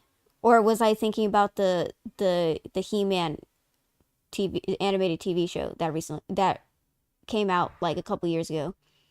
Yeah, yeah. Like There was like one they're where like where he they're like came out. He promised that the show was going to be all about He-Man and that it was going to be a diatribe into something else. And by the bait way, and his switch. writing was absolute garbage. His writing was writing a female lead. I could do better in my sleep. In fact, I literally have. Mm, It his garbage is so terrible. It's so trash, and he's ruining such a good thing. Like you could just like it's not hard to tell a story with multiple protagonists. You don't need to usurp and do a bunch of stuff that people don't enjoy. It's super simple. It's super simple. Don't be a dick. Like I don't like how hard is it to not take something that people love and throw it in the mud, step on it, take a dump on it, and then go ha ha ha, you losers. What do you feel about now? It's like, oh, what's going to bring you more, followers? What's going to make your story, the things that you want to tell, what's going to make them more important? By not crapping on somebody or by offering them something sweet and something nice and being respectful to them? Oh, gee, I wonder which path is better. uh, I uh say this, I know I like being a shit sometimes, but still. no, you're It's yeah. So sometimes I get you it. have to say something ridiculous to show how ridiculous it is. Right, exactly. Uh, So someone on the Discord said, "No idea if this is just made up, but after the complete failure of Veilguard, I do think BioWare is in full panic mode. If Mass Effect 5 isn't a massive success, we all know what will happen to them." Do you think if it is true, do you think this is a response to how Veilguard was perceived? um so well yeah, I mean they didn't sell out nearly as much as they claimed. They all this kind of stuff is kind of crazy. But yeah. Do you think that EA's finally gonna if Mass Effect 5 is a commercial failure, do you think that they'll actually do the unthinkable and axe Bioware? I BioWare largely has already been axed. There's very few people that were there 20 years ago. There's very few people who were there 10 years ago. There's almost nobody who's there that was there 20 years ago. So is the studio actually what it was? Well, it's a ship of Theseus at this point. There's barely any of it originally left, and it's very problematic. It's very disturbing, honestly. Hmm. Um, yeah. Yeah, I So mean, it's a lot of people have said that Bioware's talent has left years ago, so literally the people there are not the same. So, yeah, it's not even Bioware anymore. It's just I was gonna use a very dark example, but I'm gonna not do that. I'm not gonna use a dark example, but they're trying to keep BioWare alive because they know BioWare is a household name. But with their mismanagement, obviously they ruined that. They ended up letting go a lot of their talent because of trying to, allegedly, I'm not saying this actually happened, but usually when tensions happen, it's usually because the company is pressuring the developers to do things that the developers do not want to do, and it causes a rift in relations. It's a zombie studio, yeah, pretty much. But yeah, they're trying to keep a dead horse on life support, and it's like the writing's on the wall. Yeah, no, so I think that, um, and again, it's so dumb. Like we talked about it a bunch, 2 3 weeks ago. But yeah, just generally, like I'm disappointed. This stuff with none of the debates that we're having right now are debates that you can have, if technology is like 400 years in advanced. It's like the concepts, the arguments, they're completely different. Is it 100% completely different? Why argue about them as if you're arguing at your local community college? It's like this isn't this isn't what this isn't what the game should be about. It's that kind of stuff, but it's also it's the trying to make sure that they're selling to as many people as possible and not making something that's for a particular set audience. And that's what we saw with Dragon Age. It's like Dragon Age Origins created a huge fan base. Almost none of those people are playing the current games. Why? Because they changed. They were originally very strategic, very big systems, big role play systems. You could play, an absolute villain or an absolute monster, or you could be the hero. And it's like you can't do that anymore. You have just one thing and one thing alone. It's gross. Oof. Sad. It's not only that, like, yeah, mostly people play good heroes and very rarely play evil playthroughs. It's just they don't allow the player to call out characters on their BS in Veilguard specifically, because everyone's going to look at Veilguard to see what this new studio talent wise has to offer, you know? So the problem is that it's not that, I guess it's not just that it's only good. You cannot be mean to the characters at all. You can't call them out on their BS. You can't punch them, which I know some people are like, that's a weird option to have, but you'd be surprised. Being allowed to punch characters is actually a very big staple in BioWare content. Like, if you do not like a character, and your disapproval with them is very high, you are allowed to punch them. It is an option. You can do that. You can do that in Inquisition. You can do that in Mass Effect. Like, I think you can do it in Origins. I don't think I've ever seen an option for in Dragon Age 2, but you can still off people. But still, like, what I'm saying is, like, it's an option. The fact that they try their hardest to make every dialogue option as squeaky clean and as nice as possible goes to show how much BioWare does not want to, current day BioWare does not want to offend people. And that is not how good story writing is written. That's not how life is realistically. You're always going to have conflict. You're going to have people who do not like you. You can be the nicest person on the world, people will still not like you. Like, that's just a given. It is, people, like, it's a thing that happens. So I don't know why they're like, oh, let's all hold hands, kumbaya, with everybody, like with mass murderer mages who summon demons, and kumbaya with was it dragon people who want to enslave mages and like think mages aren't even real people. Like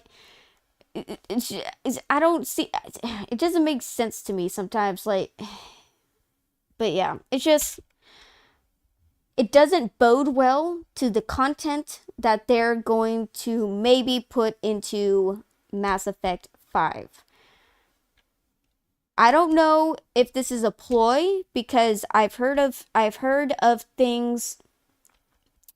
devs saying things with BioWare regarding Dragon Age. Dev said that certain things weren't going to be in the game, and it turns out they were.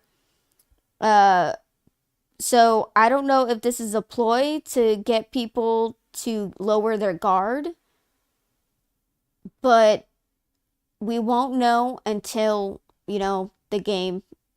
They show more of the game and the game releases. It's called Renegade for a reason. Thanks, Renston. Yep. Uh,